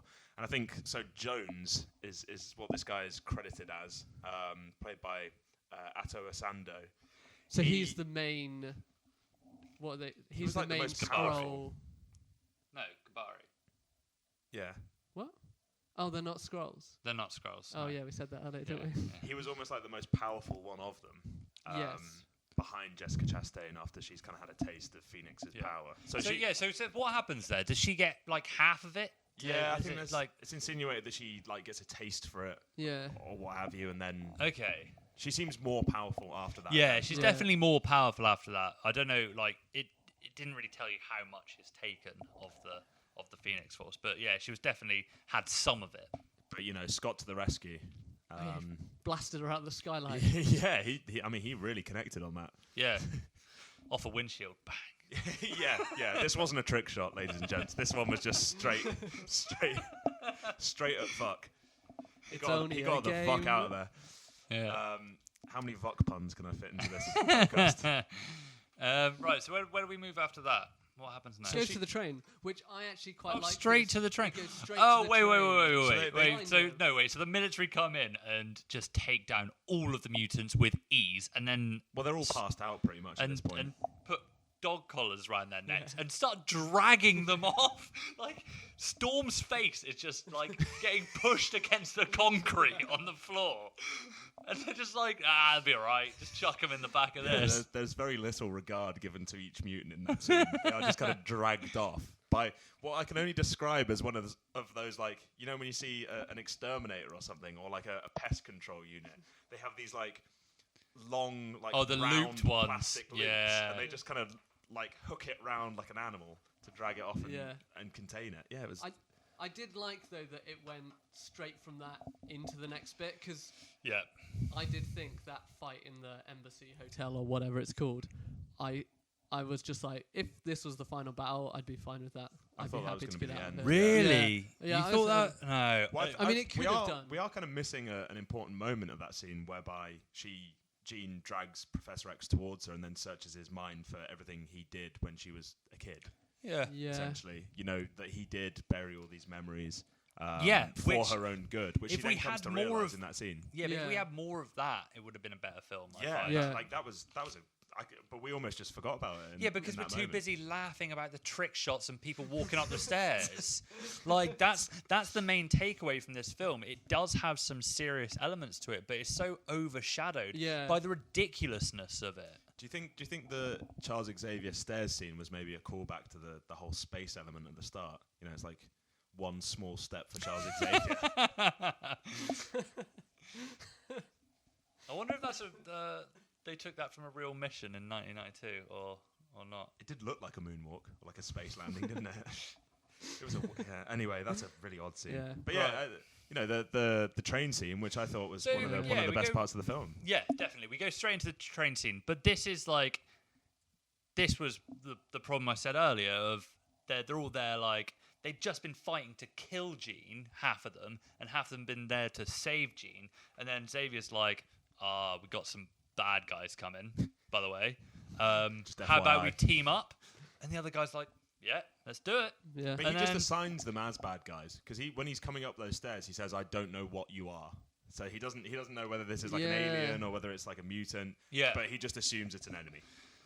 Yeah. I quite like the security officer that was like, "My kid looked up to you." To Nightcrawler. Yeah. That was a really kind of lost moment in that scene. And then he tries to save him later, but doesn't quite. He dies. Yeah. He teleports him away from the battle, but he gets. I think he gets stabbed. So we essentially get the Jabari turn up and start messing people up. Yeah, they get on the train roof, do they? They get on the train roof, and there's a helicopter taking some of them out, but they're pretty tough. Why do they want this all-powerful thing? I know it blew up the planet. They want to recreate their. So the planet, Phoenix Force is it's the giver and taker of life. That's there was that. So essentially their planet has been destroyed, so they want to have the Phoenix Force so they can take over Earth and repopulate. That was her whole plan. Fox's plan. So they start getting invaded, and then the security guards getting taken out left, right, and rhubarb, and left, right, and rhubarb. and then that same security guard releases all of the. No.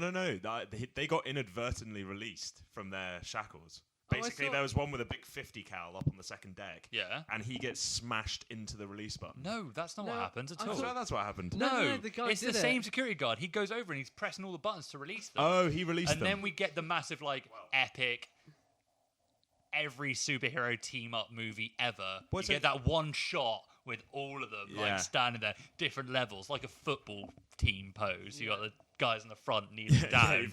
you've got Scott there on one knee, just one finger to his temple, ready to roll. You got a couple back with their arms crossed, side on. Like, Actually, the funniest part of that was Charles was just off to the side in like in the hangar area. Did you notice? He was just I peeping- got to stay here, lads. Actually, he did the same thing Scott did. Head He went like that. He put his hand to his temple as well and was like, "I'm here too." I'm voguing it. He needed his other hand under his chin. He's like, "Go on." He was empowered by the whole climbing stairs scene. He's ready to just get down to knocking out some Yeah. Jabaris. But then we get a very, very good final fight scene, in my The opinion. action scene was great. It was phenomenal. We got Really? to see all thought of it was them really good. in like using their powers. Like when Nightcrawler gets mad and With the starts knife. messing That's people really up. good. His character character arc. shift is And amazing. also, the actor has the most incredible name. He's called Cody Schmidt McPhee. Like, come on, is that take a really- bow. Is that really his name? Yeah. Cody Schmidt McPhee. Yeah, Smith McPhee. Schmidt McPhee. Sorry, There's no ch. It's just Smith. Schmidt. That's the noise he makes. Smith. Every time he disappears, Smith. Smith.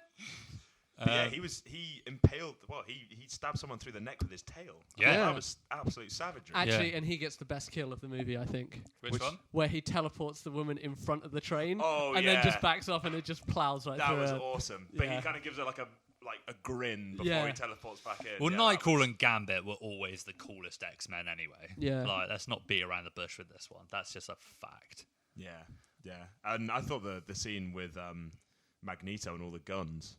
Yeah, that was cool. That was quite a cool element. I mean, it didn't do anything, which was disappointing. But he kind of just brought all. Like, there were like, how many guns were there in there? He's just in the gun carriage basically, which is convenient. Brings out 200 guns and points them all at Vuk, and he's like, "Shall I do it?" It's a good The callback. ones though. behind her must be also pointing at him, though, surely. That's what I thought. That was my initial response. Yeah. Was like, Yeah. is he just? I think like there's a huge propensity to shoot yourself in that scene. If Yeah. you're Magneto. And bouncing off all walls. Like, yeah, it's the a bullets real- were going everywhere. Yeah, he didn't account for that. Yeah, so then we get Charles Xavier managing to get into the carriage with Jean Grey. Yeah. Cyclops has taken guard, he's taken him out, and we go to No trick. not Jean's mind, but Charles's mind, because it's a happier place, which I quite like that. Yeah, I Yeah. thought that was really good. Again, the best parts of this film were all their interactions. It's all character Definitely. moments. Yeah. Like, Exactly. Yeah, although the action was good, the character moments were good. It was the silliness of it all that kind of just didn't work for me. It's almost like there was stuff that they were trying to, that stuff that like, oh, wouldn't this be cool? That's the stuff that just ruined it Yeah. because it's like, actually, no, it's not. It's really And half bad. of the they've probably taken like some tropes from the MCU, like being funny, and they want to incorporate that into their own universe, but Yeah. it just Doesn't didn't work. didn't No. land for me at all.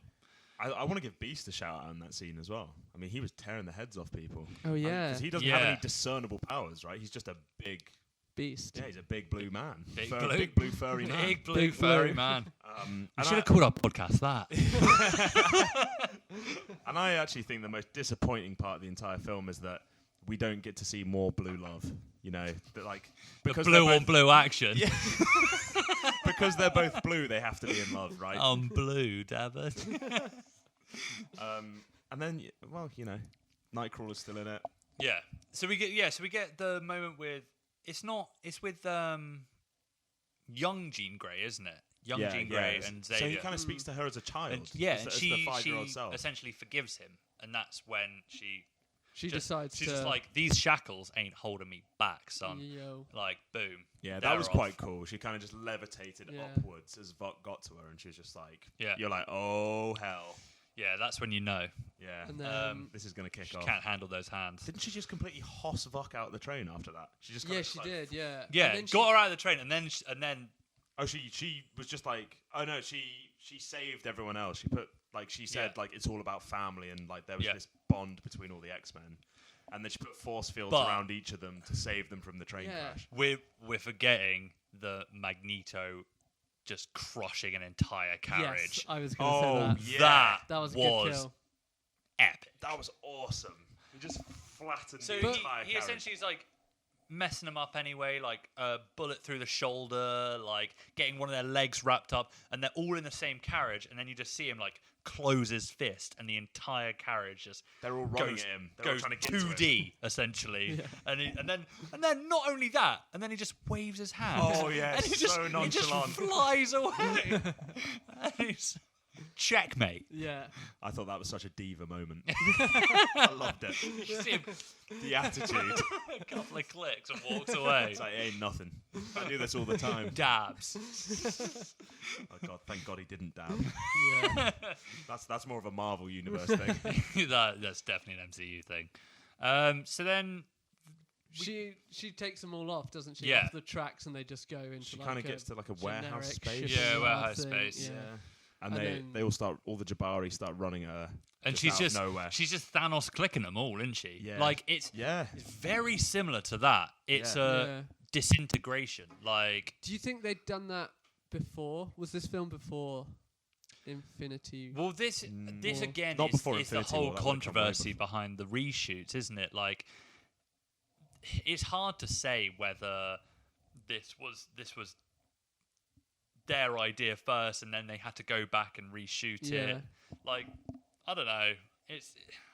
I think basically they made their movie that they wanted to make, and then Infinity War and Captain Marvel came out, and they were like, oh. And this had they filmed it all before Disney bought Fox?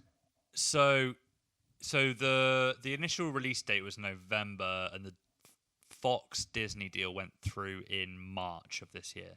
Okay, But I don't know when the reshoots were. right. It annoys me how concerned they were about any overlap, though. Like, I know. Yeah. like, you're making a standalone film. You shouldn't worry about what This is Yeah. it. I mean, what Endgame looks like or what, you know. people might leave the cinema going, "Oh, that was too much like Captain Marvel. Oh, that was too much like Infinity War." But You're making a superhero you're making a film. Yeah. superhero film. You're gonna hit on the same tropes. The same tropes have been hit for the last fucking 50 years. Yeah, I don't know why they couldn't have taken more from like Logan's approach to a superhero film, because Definitely. that was very much based in character interaction, and you know, Charles Xavier now being this old man, and Logan even coming to the end of his character arc Yeah. as well. Rather than it has to be special effects, it has to be fight scenes. That's like the formula for any superhero film Yeah. these days. Yeah, completely. They really missed a trick there. I think this could have been a Definitely. great film. I think this could have been, you know, if they'd done away with, I think the alien, whatever I can't pronounce it. yeah, the Dubai. fascist race. And Yeah. got a decent marketing team in there as well. Yeah, Yeah, because this bombed at the box office. did it? Yeah, I mean, it cost them about It's- 200 million to make, and it's It's- barely got to the They're- 80 mil mark. Yeah, they're gonna lose 100 million on this. But I guess is this out of Disney's pocket or Fox's? No, it's a big Fox. But I mean, it's. But Fox will- need to go back to what they're good at doing. Will they And, learn like, their lesson Yeah. from this? I think Diehards. is the diehards. Will they learn their lesson and you know, take this? Are they? I don't want to see in 10 years' time them doing the Dark Phoenix arc again. Who? You know, whether it's Disney or Fox. I mean, No, like, it won't be Fox, but no, I don't think they will. I think. So does the MCU? Well, Sorry, go on, no. Go on. I was going to ask you, does the MCU now have the X-Men? Yes, through this but deal. Kevin Feige has come out and said there's going to be a resting period. Okay. You've got to. Yeah. You've got to. Which after which this. needs to happen, because like I said earlier, that's the problem with the DCU and what Fox is trying to do. They're trying to jump to these massive shared universes and the massive cosmic events without putting in the foundations of it first. And that's what Marvel have done so well. They took just 5 to 6 years of like not huge things happening, but just introducing their characters slowly and building up to those massive events. And that's the way you've got to do it. That's why what I think should happen in the DC universe is just scrap it, start again, Yeah. slowly build it up. You're not going to catch up with Marvel in the next 10 years, but build it properly. And you got that at the start of this film with Raven and Beast, right? They said, "Oh, we're the last of the first class," which I Yeah. thought was a nice touch. Yeah, It's- I I had did. no emotional tie to the first class. I know, and that's the issue. But I think, you know, that was what they were trying to establish there, Yeah. was that kind of, Yeah. okay, we have, you know, these are the last two of that original cast. And then you kill one in the next scene. Yeah. Yeah. Literally the next scene. So I don't know what they were trying to And achieve also, by that. well, the main point that I would take away from that would be when he was like, "Oh yeah, we're the last of the first class." I can't name another member of the first class. No, I mean you got me there. But Yeah, if that true. happened with Avengers, like I know exactly who was in the Yeah. first set, the second. Well, Like, you've got that like holy trinity, haven't you? It's like Iron Man, Thor, and Captain America. yeah, And Captain America works so well because it wasn't across 3 different decades. It was World War One, and it was really interestingly told. Yeah. And I didn't even think Red Skull was a great villain, but you build the interest in that character, like Joe said, across the first film, and then Winter Soldier, which was fantastic, like one of the Yeah. best superhero films yeah. I've ever seen. I wonder if this would have been better. And I think, didn't the guy who directed First Class say he wanted to do Days of Future Past as the third one? oh and really? Fox were like, and he'd written a treatment for it, and Fox were just like, oh, we'll just have that and do it now. But maybe if they'd put that one as the third one, because then you're getting the callbacks to all the early 2000 movies with Patrick Stewart, Yeah, and then put Dark Phoenix in the middle, Yeah, well, yeah. maybe. Or not, actually, I wouldn't do I don't know, Dark because then you're doing a Phoenix. but Star Wars thing of kind of flicking back and Yeah, forth true. chronologically, which can be a bit confusing. But I Yeah. think that's what Marvel does so well is Yeah. they carry that storyline and that plot Yeah. through a tangible timeline rather than just like darting. Now it's the 60s. Now I mean, it's it's the so, 70s. Yeah. it's so difficult as well because of Days of Future Past, which essentially kind of changes the whole canon of the future. Yeah. Because the whole storyline is it's in the future. We're sending Wolverine back to change the future, and so Yeah. it's not actually the same timeline. Right. It's mad confusing. Yeah, it's not the same timeline as As those original ones. X-Men 1, 2, and Last Stand. Yeah, in the future they look the same as that. I mean, Exactly, Yeah. because Jean Grey's gone, so there can be no Last Stand. yeah. But there's been Hugh Jackman's Wolverine. This is what's so. This Yeah, is this what's is so. why- yeah. It's so messy. It's so like. Yeah. And there's parts of the MCU that are messy as well, but it's not as messy as this. No, and that's probably why it loses a lot of, like you were saying with that whole First Class line, or the Last Class, it probably would have had some weight to it. If you were attached to the characters. Yeah. And Yeah, the- completely. The timeline wasn't so confusing that... Yeah. So, the final, the ending of it, when Jean Grey is holding on to Vuck, Yeah. and they're Stupid name. yeah. You can call it anything. Fuck. Yeah. Really? Okay, and then so They just blast off into space, basically. yeah, Well, no, Vuck disintegrates, and Yeah. then Jean Grey blasts off into space. I With a thought what nod was- to Professor X and I a thought it was, look at Cyclops, right? Yeah. it was just so naively shot, that entire final scene. Yeah. So basically, when Jean had saved everyone from the train wreck, she was surrounded by kind of sporadic bits of fire, which I thought was like a really nice, subtle image of like rebirth, or like at least emotional rebirth of everything she spoke Yeah. to Professor X about. And then you get this, like you say, this disintegration up into space, and then the really corny, like, Oh, it's like a Phoenix shooting symbol. star. Yeah, it's like, and you Not just make it needed. so obvious. Like, if you just left it as like her surrounded by the fire, which as a shot, which they kind of panned out from, looked incredible. I was like, oh, that's. I Yeah. wasn't expecting such kind of, I don't know, cinematography or like such depth from Yeah. a superhero film. And then they just ruin it 5 seconds later. It's Yeah. really poorly done. Well, it's kind of like how this whole movie goes. They'll be like, you know, you'll get, oh, this is really good, and then something dumb will happen. You're like, oh. And then you get another good bit. You're like, oh, cool. And then it's just, It's just you A bit get of a taken mess. out of the experience every 10 minutes. yeah, Yeah. exactly. It's So what do you? I mean, I suppose at the end you get it gets renamed the Jean Grey School Yeah. for Gifted Children, and Scott puts the new sign up. Yeah. You don't see the Charles Xavier one taken down, but it's kind of it flicks to him after this. I mean, Beast is still there. Beast is the new- Storm is a new professor as well. She's teaching. well, she's she's teaching a small she class. teaches anyway. But no, but Beast is the principal essentially. So Professor X is done. He's That's what they're getting retired, out. He yeah. wasn't on holiday And in then France. and then Raven's legacy lives on to an extent via there's a picture of her on Beast's desk when Yeah. he goes back into the school, Mm. which is a nice touch. But then again, like you say, I would have named the school after her rather than Jean Grey. Yeah. Um, So overall, we That's were that. said, yeah. I mean that's. We've said a lot of positive things and negative things. Are you still sticking with your scores after discussing it? What did you say? You said 3 out of 6, didn't you? I said 2.8. Oh, you said 2.8. I said you had 3. 3, and I said 3.8, didn't I? You originally were At at 6. I was originally a 4.2 until I did the math. very high. Yeah. You went well high. Yeah, I mean, there's a lot of good points and a lot of bad points about it. When I watched Infinity War and other amazing superhero films, you're just engrossed in it, and I didn't get that at all. No, it just felt more of a disappointing experience. There was so much the film could have been, which it didn't live up to.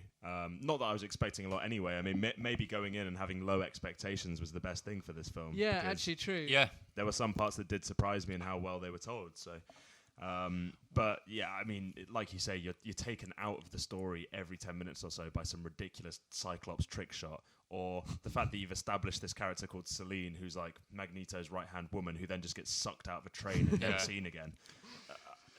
Or the stair scene. Like, dare we relive that? That was So in terms of Fox, Marvel, that whole legacy, where do you put this on in order of films? What, in all the X-Men films? So for me, the top 3, Fox, Marvel, would be Logan. Yes. Yeah, Logan's very good. Deadpool 1, and then probably X2. That's interesting. That's really interesting. That's right. You think Logan was that good? I did like I think Logan was the top. Yeah, definitely. Yeah, that would be my top 3. And then my bottom 3 would be Last Stand, Apocalypse, and this, probably. Ooh, that's harsh. Feels harsh. With a couple, X-Men 1 and... We're not doing Origins. Oh, I forgot about Origins. Okay, Origins is bottom. Last Stand. I would go top 3 in no order. Probably X2. Yeah. I think we all really like X2 around the table just because it's like we were kids when it came out. True. Or like we were young teenagers maybe, and you have this like nostalgia for it. I wonder if we watched it now. Do you think it would hold up? I don't know. I reckon it would. I think it would. Stryker's a pretty terrible villain in that film. It's what's the dam? Who is it? Hoover Dam? Yeah, is it? Yeah, it is, isn't it? No, it's not. It's not the Hoover. Is it not the Hoover? No, Hoover Dam is Transformers. Yeah. Getting our franchises confused. It's somewhere on the. It's another the dam. Rockies, isn't it? It's another dam. But Deadpool 1 and Logan. I think Deadpool I might be the best film they've done. I just think it, and the reason is because it's so different to anything else. And that I feel like if you're gonna produce a good superhero film these days, I mean, it has to have an element of, I don't know, like creativity, or it's got to be essentially. Unique in some kind of way. I think it's going to be the only thing that survives the buyout. Deadpool. Yeah. But I don't want them to incorporate it in the MCU. Well, I don't know why they can't take the humor from Deadpool and somehow instill it in the X-Men franchise. I don't, if they're so good, like I mean, Ryan Reynolds is incredibly charismatic, granted, but it confuses me. Why you can't? The script writing in Deadpool's really strong, really good. Why can't that translate to an X-Men film? It doesn't have to be. Was the second one good though? Yeah, I mean, I like the second one. Okay. It was better than up. Dark Phoenix. Okay. By a margin. I really like First Class. First Class is good. Again, that did transcend the way X-Men was looked at the time. Yeah. Like that got really good reviews. But then what I would think they should have done is continue with that set of heroes. Just keep it all in the 60s. Yeah. Let's just have 10 years of building up that universe. Yes, it's set 50 years ago, but you get to know the characters and you get to like them as well. Instead, what it does is it takes 2 characters from that and 4 characters from that and jumps forward 10 years. Yeah. And again 10 years and again 10 years. And it was almost like Jean Grey Origins, really, wasn't it?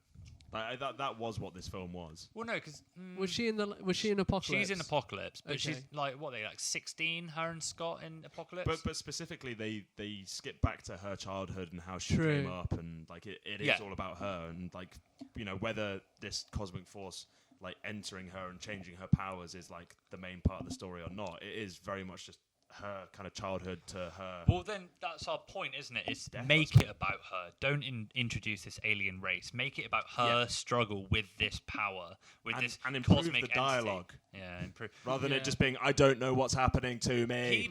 People are coming out saying that it would have benefited with an R rating. What do you reckon about that? Yeah, absolutely. More more gore. F-bombs. More gore, more F-bombs. One F-bomb didn't do it for me. No. It doesn't fix the writing, though. That would be my argument. It would just be the same film with a bit of blood splatter. Yeah, I don't think an R rating would make a difference. I know. I think it would have added to that scene we spoke about between Xavier and Beast. The kind of emotional outpouring when Raven had just died. I think that would have really benefited from, I still think the problem that needed fixing was make it more emotional than. Yeah, it was just flat throughout. Really, it was. And then if they gave that an R rating, they probably could have done incredible stuff. So the main takeaway for our ideal film would be Charles Xavier's ego versus Jean Grey with the Phoenix Force, and make it a more emotional, character-based movie. Definitely. That is basically what Logan did. They took away from the action and they made it more about the relationship between Wolverine and Xavier. Yeah. Yeah, you can strip it down to the bare bones and it really would have benefited. Yeah. It just focus, much like The Walking Dead does. I want to just touch on that as an example, because for however many seasons it's been now, that's the main takeaway from that show, is that they establish really interesting dynamics between characters, whereby the actors and actresses can actually portray depth as well, and really, I don't know, interact in an interesting way, rather than just like, oh, okay, this is Scott and Jean, and they're an item. This has been established. And there's not really much going on there. Like, Scott is such a flannel in this film. I'm just gonna say it. He's the quintessential good guy, though, isn't he? Like, he's so annoying, Tyler Sheridan. Yeah, Ty Sheridan. I want to be a fly on the wall in Ty Sheridan's kind of meeting with his agent when they pitched him Xmen, and it's like, so Ty, this is going to be great for your career. We're going to put a visor on you for the entire film so no one can see you emote through your eyes. Sorry, what? No. Trust me, it's great though. Cyclops is a great character. Was it Ready Player One that he was in? Yeah. It's just like, I tell you what. There's a scene where you get in a spaceship and you fire lasers out of your eyes from a specially harnessed weapon. What do you think of that? Well, but no one can see my eyes. No one can see your eyes. No one's going to see you act. I mean, that whole character suffers from the same kind of... Scott Summers suffers from the same thing as Clark Kent does. He's too much of a good character that is not relatable at all. His power's reasonably underwhelming. I'm not saying he's overpowered. I'm saying that he's not, like, interesting enough. Yeah. Yeah, he's a bit of a square for lack of a. He's four eyes, really, isn't he? Get some contacts, Scott, mate. Bit of a nerd. I do think they did the best they could with him emotionally. Oh, he's way better than the other Scott than Summers, the guy in the original. the one that died off screen. Absolute dread. They just found his. Yeah, it was. They just found his. I don't think there'll ever be a good version of Scott Summers in a movie. What would you like to see them do when they incorporate X-Men into the MCU? Would you like to see them start again with young Xavier and young Magneto, or jump in with an established kind of school for gifted children and use the multiverse to incorporate that into the MCU? I'd really like to see Storm expand on her ice cube making powers straight off the bat. I put out a really good question there, and you just undermined it. I've completely. Apologies. No worries. No, that was a great question. What would I like to see them take forward? No, how would you like to see them bring the X-Men into the MCU? Because essentially, what I think is going to happen, we're going to get an X-Men versus Avengers film within the next 15 years. Yeah. Oh, you think that's the way they'll go? I think they'll take 4 or 5 years off and then start developing an X-Men. Because, Far From Home, Spider-Man film that's coming up, is introducing the multiverse. I think you need to take some chances on casting. I think there are big names in this franchise. James McAvoy, Michael Fassbender. Like, this is Michael Fassbender coming off kind of the Alien Covenant stuff, and Prometheus, which I thought were so bad. Yeah. And his performance in those is awful as well. I'm not going to give him a pass on those. I'm not going to forgive him. Just not going to. But I think Marvel are probably really well served by some of the casting choices they make. I mean, Robert Downey Jr. is the biggest one, right? Yeah. I mean, and Jon Favreau, who before that hadn't directed an action film. They took big risks, they made bold choices, and it set up an entire universe. So, I'd like to see some bigger casting choices or braver casting choices. But Sophie Turner as Jean Grey is an obvious choice. I think there's part of me that doesn't want to see a new iteration of some of these characters. I would rather see some new mutants that might be like comic book based, but we haven't seen on film before. I don't want to see another Professor X, to be honest. Yeah. I don't think James McAvoy did a terrible job. No, I don't think he did a Given that terrible he's up job. against Patrick Stewart, those are big shoes to fill. I think it's harder the other way. So Ian McKellen with Michael Fassbender. Like those were brave actors to take on those two roles. But they did step up. They did a great job with it. But I'm just, if this whole superhero fatigue is really coming in, the way you really kill it is by just rehashing the same characters over and over again. What I would do with Marvel, introduce mutants, or whatever they want to call them, like gradually, and then have maybe make them fight the Avengers and have Professor X come in at the end and kind of be like, I'm going to take these on board and sort it, and then now they're good guys. Exactly. Hooray. Yeah. You don't want there to be a big cosmic event that combines two universes, and suddenly you've got a completely established Xmen team. Have you got any more notes on this film, or should we move on? I'd really like to see a standalone Quicksilver film. That might just be me. Like I think that's just you, mate. I mean, I really like the character. I think he's the best of like a bad franchise. Whether he's just better served having like a standalone scene in each movie, or whether you could make enough around that character's quips and personality to broaden something out. I don't think it would be enough for a solo film, either, to be honest. But, I mean, who would you start it with? I mean, if you were going to introduce mutants, you've got to have something like a Captain America or an Iron Man, or like a startup event. Like who do you focus on? Kitty Pryce. That would be interesting. That would be good. That would be my initial reaction. Is you introduce Kitty Pryce the same way that you're introducing Mysterio into Far From Home. Okay. You say, right, look, we've got the multiverse. You introduce one character. You keep them there, just that one character for one or two movies, and you slowly start to introduce the concept of there being mutants. Should we move on to news? Yeah, on to news. Who wants to start? What have you got, Arlo? Should we? Well, I was going to point at the guys with notes in front of them. Right. Okay. So we got the release of potentially, not confirmed yet, a Zorro Django crossover. This was not my Tarantino That's news. not your news. No. Well, this is Tarantino based because one, he's going to produce it. Probably, and two, he actually wrote the comic. Really? Yeah, which along with another writer, can't think off the top of my head. Sorry, whoever it is. I know his name. God damn it.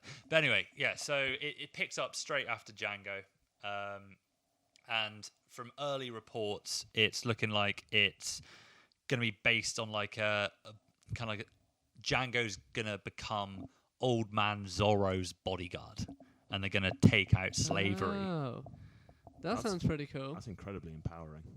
Initial thoughts? Sounds good to me. I mean, has Antonio Banderas been approached? Well, this is love that. This is the thing.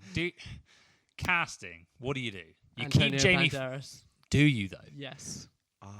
What's the guy that we were talking about the other day? What, Anthony Hopkins?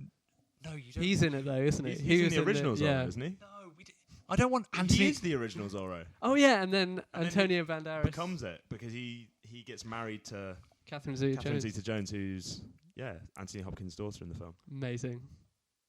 Anthony Hopkins would not give birth to Catherine Zeta-Jones. She's way too attractive for him.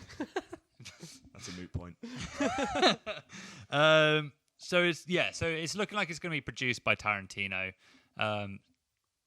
but it's going to be they're going to use the initial comic book, but the actual script they've approached a guy called Jared Carmichael. Do you know him? Never heard of him. He's an American comedian. I don't know his work very much, but apparently he's a good writer to adapt the comics into a screenplay.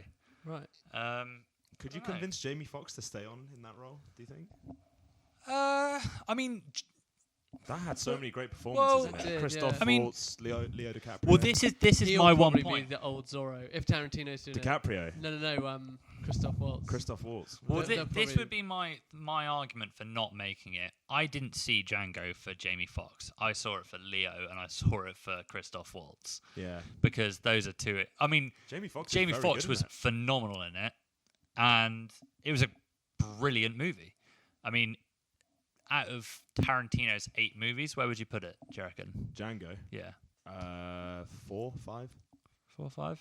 I don't know. I've not seen Pulp Fiction Yeah, amateur. or Reservoir Actually, Dogs. maybe Or maybe 6. I I prefer Kill Bill to Wow, So Django. I would put Django third, I think. 3rd. Third after Inglourious Bastards and Pulp Fiction. Oh, I forgot about Inglourious Bastards. I'd go Pulp Fiction and Reservoir In Dogs. terms of how much Dusk they Till made, No. Yeah. Planet Terror. No. in terms of how much they made, where do you think Django sits? In terms of how much they made. Yeah, worldwide. Don't forget there's a Hateful Eight as well. yeah, I didn't see that. Most commercially successful Tarantino film. probably Kill It's Bill. probably up there. Like Kill Bill's, Kill Probably Bill's made the got most to be up money. there. I would have thought Pulp Fiction and Reservoir Dogs have cult status now, but they didn't perform brilliantly at the box office at the time. Yeah. Where would you put it? Second, Top. Top. Yeah. 425 million. top. It was top. No, yeah, $425 million worldwide Wow. by quite some way. So it is commercially viable to make that, definitely. But is that why they're making it? Because that's my. Yeah. Because What if is he's the in a producer role, then that speaks volumes to me that he doesn't want to be too. But would you rather have a Zorro / Django crossover, or would you rather not have another Django film? Because he's not going to come back to write and direct. Quentin Tarantino. He's too busy releasing Once Upon a Time in Hollywood at the moment, isn't Well, he? 'cause I really wanna see that's that. his 9th film, and he's only doing 10. Well, Is that what he this said? Is what he says. He's said that for years, though. You got to take it with a Well- pinch of salt. I've got some Tarantino news that Whoa. I can raise Sorry, from 10 to 11. that's just Joe cutting off Andrew because Joe has a couple more sentences. Go on. on. His notes. No. No. What were we saying? No, Who would you cast if you can't get Antonio Banderas? I don't know. The Rock? The Rock. Isn't Zorro meant to be a somewhat like skinny fellow? Yeah. He's got a. There you go. There is a superhero with a mustache. They wouldn't make him shave it off, Who? would they? Zorro. He's got a little. Oh yeah, he has the. He's got the I little. don't know what they Kinda, call that. yeah, his little. We'll need to look that up. Stylish, whatever it is. Yeah. I reckon you do Jamie Foxx and Pedro Pascal. Pedro Pascal. What was Remind he me. in? Pedro Pascal. No, I'm drawing a Oberyn blank. Martell. Oh yeah, we discussed this. The Red guy, Viper. Yeah. Oberyn Martell. He would be Or I don't know what this is. well, He's Game of Thrones Narcos. actor. Narcos. I didn't watch that either. Oh my goodness. For a movie podcast, your knowledge is poor. good. I think Pedro Pascal would be a really good casting. Um, That's I didn't consider him, but Yeah. I But mean, that he's would one be- of those actors whereby like even the listeners will probably tune in and be like, "Oh, Pedro Pascal, Oberyn Martell. Oh, right, yeah. Oh, that guy, he's Yeah. sick. Yeah, he was great. I loved it when he got his head Because crushed what in. did Antonio Banderas actually? What's he done recently apart from Spy Kids 2? Shrek? Puss in Boots, Oh, the my standalone. No, Is he a good actor? He's Is been he? in a lot of. I feel like he's been in some Almodovar Or- films recently. He was in Broken Embraces, I think it was called. But maybe I he- got- No, The Skin I Live In. The Skin I Live Go In. on. he was in. maybe he's due a comeback. Maybe he's due going a to be, comeback. like the Michael Keaton. There's going to be a renaissance of Antonio Banderas. But you know who would be an amazing old man Zorro? Who we were talking about the other day, the tortoise from Breaking Bad, Oh, what? Danny Trejo? Danny Oh, Trejo. yeah. That's a good Imagine shout. that. Yeah, he would be fantastic. I do Old like- man Zorro. Also of Spy Kids 2 fame. There we Interest- go. Interesting. Interesting that you. Crossover. You completely trashed Spy Kids 2 there for a minute, and yet your alternative casting option for old Zorro is another Spy Kids 2 alone. Mate, Spy Kids took a dip, but then they came back for Spy Kids 3D and absolutely nailed it. Well, I mean, that just relied wholly on Sylvester Stallone's fantastic performance as the Toy Master. Yes, I have seen Spy Kids 3 more than once. So coming back to Tarantino, anyway, we've got the Star Trek. Is that your news? Yeah, Is that your news? No, go on. Well, all I just wrote is Quentin Tarantino Star Trek equals sweary. And when equals sweary. When I read that, I was like, yeah. Yeah. So essentially, he said he's coming. He potentially would be interested, but it would have to be an R rating. I would rather watch an R-rated Star Trek than a crossover. Beam me the F. Really? Zorro. I think I would go the other way. I'd much rather see a Django Zorro crossover than a... Mostly if Quentin Tarantino is directing, because I would like to see him do something in space. But I mean, Tarantino doesn't, like... He's more known for his like world building though, and you can't really world build. Space world. Yeah, but it's already an established universe. Yes, he steals things from other universes to make his own, but it's very much like a unique world building experience. It's basically, I'm imagining like Star Trek with a really good soundtrack. That's what I'm imagining. Like he's known for his soundtracks. Isn't that just Guardians in the Galaxy? It might be. Yeah. Maybe he shouldn't take this project up. But there's massive casting issues with Star Trek at the moment with Chris Pine and what's the other guy? What the guy who plays? Oh, Chris Spock. No. Simon Pegg. No. Oh, I can't remember. They're not signing new contracts. Not Chris Hemsworth, or is it? I don't think he's in Star Trek. He was in the first one as Thingy's dad, but he gets spoiler. Yeah, but I thought they were supposed to bring back Chris Hemsworth and Chris Pine, and there was some contract issues. Oh, I don't know. But that might be old news. I don't know what's going on. I've got, actually, speaking of Chris Hemsworth, I've also got written down Men in Black International has very bad reviews. Yeah, I mean that looks. I mean, it was dreadful. never going to be good, was it? No one wanted that. I mean, if it hasn't got Will Smith in it, I don't want to see it. Or if a it rap. hasn't got Yeah, but Tessa Thompson, I love her. Tessa Thompson's great. I mean, she's going to be in this absolute dumpster fire of a film, which is not going to. It's so disappointing considering she was in. Sorry to bother you. Sorry to bother you. Yeah, that was one amazing. of the best films in the last couple of years I've seen. Have you seen that film? No, I've sorry, not seen that. Sorry to bother you. Definitely worth a Okay. watch. Yeah, it's really surreal. But We won't go into it now because we'll be talking for another hour. Okay. I'll watch it. I got a little bit more news. Go Robert Pattinson, Batman. What are we saying? Our Patz, our Batz. Our Batz. No more Batfleck. God, it really irks me that we have to have some kind of like abbreviation or like pet name for an actor. What's it called when you put two names together? Well, You're shipping that name, right? Shipping? I don't know. I only know it's like conflating. Oh yeah. What are your thoughts, Robert Pattinson? I mean, I only know him as the guy in Twilight / the guy that has a rom-com that ends in 9/11. Yeah, that's a weird film. What's that movie called? That sounds. I have no idea what that film is called. Let me get up Robert Pattinson's screen history real quick. It's like I don't know. It's a weird meme that's like it was a whole like rom-com or really well written rom-com basically. Okay. That ends with him walking up the tower, and the last shot is him standing in the mirror with a plane going towards him. Is that completely out of context? Yeah, completely out of context. Yeah. And that's all I know of Robert Pattinson's career. He was in Harry Potter, apparently. Yeah, he was Cedric Diggory in Harry Potter. Died. He died in Harry Potter. Spoilers. People die in Harry Potter. Yeah, he gets killed by Voldemort, mate. Oh, bugger. Yeah, and he's a good-looking such and such as well. I mean, his death. What's his name? What, in Harry Potter? In Harry Potter? Cedric Diggory. Ooh, yeah. Strong name. He's a Hufflepuff. Okay. Yeah. What's that? It's one of the houses. It's the one that you're in if you're not either of the other three. Oh, so nightmare. It's like smart one, evil one, Ravenclaw's the smart brave one. What was the I rest. in? I can't remember what house I was in. I'd be in. I think I was in Hufflepuff. yellow. That's Hufflepuff. So it's going to be called The Batman. Is it? We were talking about this a couple of weeks ago. I mean, weren't we? what does he do? Does he beef out for it, or does he? He's going to have to. No. I want to see a more like detective-based Batman. That would be good. Yeah, that's a good angle. I was thinking about this on the way here. I don't care for another Batman because Yeah, it's kind of It's worn just- out now. It's the same thing we were saying earlier, essentially, isn't it? Like, yeah, you can't keep rehashing the same characters. exactly. Yeah, like The Dark Knight, I don't think can be topped. Mostly because of Yeah. Heath Ledger dying, which is quite macabre. But I think that happening to him and it being such a good movie is very hard to beat. But I think a good idea would be make him Nightwing Batman. So he goes. So Nightwing, for anyone that doesn't know, is Robin grown up. Yep. And then there's a point where he has to become Batman. Dick Grayson?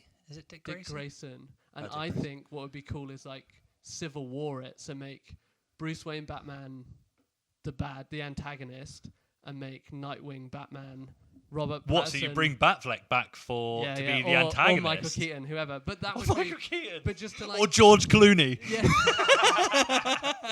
Whoever. But just. Get Arnie back as Mr. Freeze. I would watch that. But Throws his back card at him. But play that.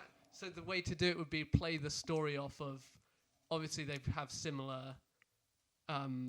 What drives them is very similar, and emotionally, what's happened to them is very similar. But you play them off against each other, and it's like who's right. I like Would that. be more interesting than like. We like a should detective run thing. DC. Yeah, we should actually. What were you saying? There's like a really interesting comic book storyline whereby Bruce Wayne is the one who dies in the shooting, and then his That's Flashpoint. yeah that to me. So is an yeah, so interesting essentially, concept. do you know about Flashpoint? Yeah. It's an alternative And timeline it's where just- Bruce dies as being shot, and Martha becomes the Joker essentially, dad becomes Batman. and his dad becomes That would be really good. Batman. But he's got a big ass sword, and it is hella brutal. It is it? cool. Yeah. Yeah, I think something like that, something totally different we haven't seen. We just need a couple years, just kill it off, Yeah. dead. You also have that link between we were discussing, Twilight. He was a vampire. Vampires, He's a bat. bats. There's a There's memes. yeah. There's I something. imagine. There's something to be done there. Yeah. I'll leave that to the meme verse. Yeah, I think leave it. It doesn't need to be done. There's I don't think he's a bad actor though. I don't see Robert Pattinson as a dreadful actor. I just think he's been in some films where he's now. I don't know. Does he suffer from typecasting? Do you think? I mean, like Harry Potter and like Twilight's obviously it was huge, but yeah, he's kind of the pretty boy, isn't he? But I think now he just does independent stuff that whatever. he's taken the He whole Ron fancies- Weasley approach. Yeah, He's kind of copied his brother from Goblet of Fire. He's just gone all Rupert Grint and just like, or actually Daniel Radcliffe to the same extent. Just Yeah. goes off and does independent cinema now, which some of it's all right, some of it I don't really care about. yeah. But it's I don't think he's a terrible actor. I just think this is a poor choice of role for him. I just don't think it's needed. Well, Yeah, do it's you too know who soon. he beat out You were telling me this. I can't remember. for Batman? Talking about him earlier. Arnold Nicholas Hoult. Schwarzenegger. Nicholas Hoult. It was Nicholas Hoult. I think I would prefer that. Yeah, I mean, Based on how he acted actually in that movie we just watched, Dark Yeah. Phoenix. he's already forgotten his name. You know that movie. Yeah, I think actually he was very good Yeah. emotionally. He just But also, because we just went to the cinema and the Joker played The in trailer. front The of trailer, the trailer in front yeah. of, and that looks really good. So if you bring in a Batman in a few years, is it going to be confusing? How does it relate? Like I know they're trying to do standalone, but also I think Yeah. you could potentially bring in do what I can't remember what the TV program was called. The Batman cinematic universe that wasn't Batman. It was based on had Ryan from the OC. Gotham. Gotham. Sorry. Yeah. Ryan from the OC. Nailed it. real specific. Yeah.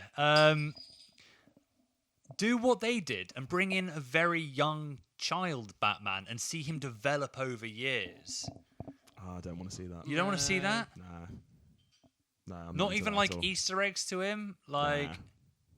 do you not want to see anything of the Waynes in this Joker film? Yeah, I'd rather it just be a complete. I mean, the way the trailer played out, it was hinted at that it was more his origin story, and he's talking about his mum. He's like, "Oh, my mum always told me put a smile on everything," which was, I don't know, the more interesting angle. And then it seemed to show his descent into Yeah. psychosis via multiple beatings, etc. Which seemed, Yeah. and also you're only going to get one Joker film out of Joaquin Phoenix. I mean, Joaquin Phoenix is one of those really fleeting talents in the cinematic industry. He's just everything I've seen him in. He kind of captivates me to some extent. He's just an incredibly impressive actor. I think it's going to be really good. But I don't Also, think you get a sequel out of it. Did you notice who Joker's mum was? No. It's Ted's mum from How I Met Your Mother. I wouldn't have clocked that. I Did you don't not? think. No. No, I only noticed when we watched the trailer earlier. But he looks like he looks more like a hark back to kind of Jack Nicholson's Joker, Yeah. with the more traditional face paint and especially the costuming as well and the way he was dressed. Yeah, no, it should be a good film. We'll definitely review it in the Yes, future. we will. Yeah, I'm actually excited for that one. Yeah. I Me think that'd be really good. Arlo, any news? Any news? Well, I think I was just going to speak about almost the rise of biopics Or biopics. or biopics, as the Americans say incorrectly. This is almost an episode in itself. Yeah. We'll just go over it briefly then. Yeah. Just a briefly. brief kind What of. are we on at the moment? It must be nearly 2 hours. Yeah, I don't. Yeah. Yeah. It's been a while. It's been Yeah. it's been a hot Well, minute. we'll wrap it up after this. Yeah. I should put the time on that. But I saw Rocketman last week, which it was entertaining in parts. I thought it was really interesting. Taron Egerton for me is a really exciting upcoming talent in Hollywood. I think since he did Kingsman, which was really well received, he very much carried that film, and I think he did. Oh, that is a hot take. I think is that a hot take? I think he was great in that. He carried that film. Well, I mean, Samuel L. Jackson's in that film. I don't think he played this kind of stuttering, lisping, strange supervillain. All right. Yeah. All right. I'll let you get away with it for now. Michael Caine's in it. Yeah. Taron Egerton overshadows him. What do you have to say about that? Colin Firth. Come at me. Yeah, and Colin Firth. Michael Caine's in it as well. Colin Firth is way, it was I amazing. don't really But like Colin Firth. Yeah. I mean, All right, let's not going get off into topic, but Yeah. he dies halfway through it, doesn't he? No, Colin Firth? Colin Is that how Firth, it yeah, is? he He does, does. yeah. he does, yeah. Comes back for a second, though. Yeah. On this Elton John movie, Rocketman, are you an Elton John fan? I wouldn't say like out and out. I don't listen to his music regularly or anything like that. But I think it's just like you do kind of hark back to some of his best music when after seeing the film because it's segmented via.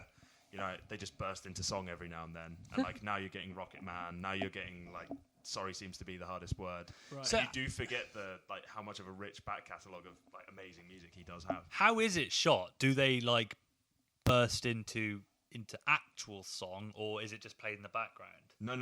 They just burst into song spontaneously. Oh, really? Huh. Yeah, very much like Glee or something like that. Okay, so does it? I assume it mirrors the kind of the scene that they're going for at the time. Not always. Really? Sometimes it's. So, for example, there's a scene where he tries to commit suicide when he's at the height of his drug abuse, and he kind of sinks to the bottom of this pool where he sees a child version of himself with a space helmet on, playing a tiny little miniature piano and singing Rocketman, which is really just odd and bizarre. Trippy. Yeah, really trippy. But on the whole, the film's really enjoyable. Richard Madden's in it as well from Game of Thrones fame. But he plays kind of the same character as he is in Game of Thrones. No, as Thingy does in what's his name? Oh, what? Littlefinger does in the Bohemian Rhapsody. Bohemian Rhapsody. Yeah, he's kind of this just douchebag agent. kind of Oh, agent. yeah. But he's also romantically involved with him. And actually, Right. this is Oh, really? Yeah, this is what drew my attention to. Because I was reading up on this earlier today. There's a It's lot of actually been tropes, isn't banned there? in Samoa Really? due to a male sex scene, which is, I think they've had issues in the past with other films passing their censors as well, because apparently it's a 97% Christian country, and even Russia. I think Elton John's come out and publicly spoke about how disappointed he is that the story just can't be told in the way that he's produced it. It's a little bit heartbreaking, but the film stands up really well. I think it's definitely worth a watch, but it does kind of mark the rise of the biopic, or this just kind of spontaneous burst into like their greatest hits. Yeah, I think we should maybe do an episode about these biopic things, especially these music ones that are coming up, because actually not just music, but all of these. I think there's a Maradona Dick one Cheney came out as well, didn't it? Yeah, I think the Maradona one's more of like a... That's a documentary. Yeah, like Same as there's a Liam Gallagher one that's just released as well. Really? That apparently is really good. Because the thing about these music ones, usually it seems to be like it just builds up to like the final big gig, like the last notable gig they did. So like the Queen one, it's Live Aid. Yeah. Live Aid, sorry. And with Rocketman, it's more... it's actually kind of more his telling of the story of his like drug addiction and substance abuse. Yeah, it's interesting in that way. And then, you know, at the end... I take it back. At the end, he does have this kind of like rise back to notoriety. Yeah, it is very much a redemptive arc. So what's the future for reviews then? What are we moving on to next? Ooh. Do you know? What, next week? It's the question on everyone's lips. Yeah. What? I don't know. We've got Toy Story 4 coming up. Toy Story 4 is coming up. It's a big Spider-Man. one. Spider-Man's coming up. Do you not like Spider-Man? Do not like Spider-Man. Do that podcast. Do that one without me. Well, it might be fun to have you there. Just for my cynicism. A whiff of... It's not nepotism, is there? But, like, you've got a vague connection to Tom Holland. Very vague. You know.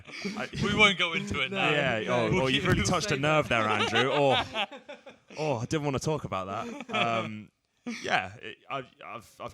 We've crossed paths a couple of times. You know, I tried to be, you know, that kind of that soothing voice, that mentor. I tried to be his Iron Man. It didn't quite work out. So we got Toy Story's. I will say this: I do think he's a very good Spider-Man. I think he's a. Me too. He brings a lot to that role. Yeah, we got coming up. We got Toy Story 4 next week, I think. Or releases next week, 21st, I think. Yeah, we got another couple movies that we want to have a look back at. I really want to have a look at Us as well. Yeah. Yeah, I watched that in the cinema when it came out. Oh, you did? Yeah. Okay, well, we can do that. We do that one. Was that Key and Peele? Yeah. No, it's just Peele. Just Peele. Just Peele. Because he did Get Out. Get Out, sorry, yeah. Yeah, I'd be down to talk about. That's a yeah, good one. so we've got some exciting stuff coming up. Yeah. Plugging for the future. Lots in the pipeline. Awesome. Well, I guess that wraps it up. That wraps it up. Thanks for listening. See you later. Little bunch. Sorry. What was it? Sync Slate. Oh, Sync Slate. It's the name that you like the most. I want it to be the Blockbuster Boys. No. Don't give it away. I don't like it. I just don't like it. People like internal struggle. People like us. I really... Don't read them all out. No, I won't read them all out. But I really hope we go online later and find out that Sync Slate 6 is taken. It's not taken. I'm not sure if I want to Google that.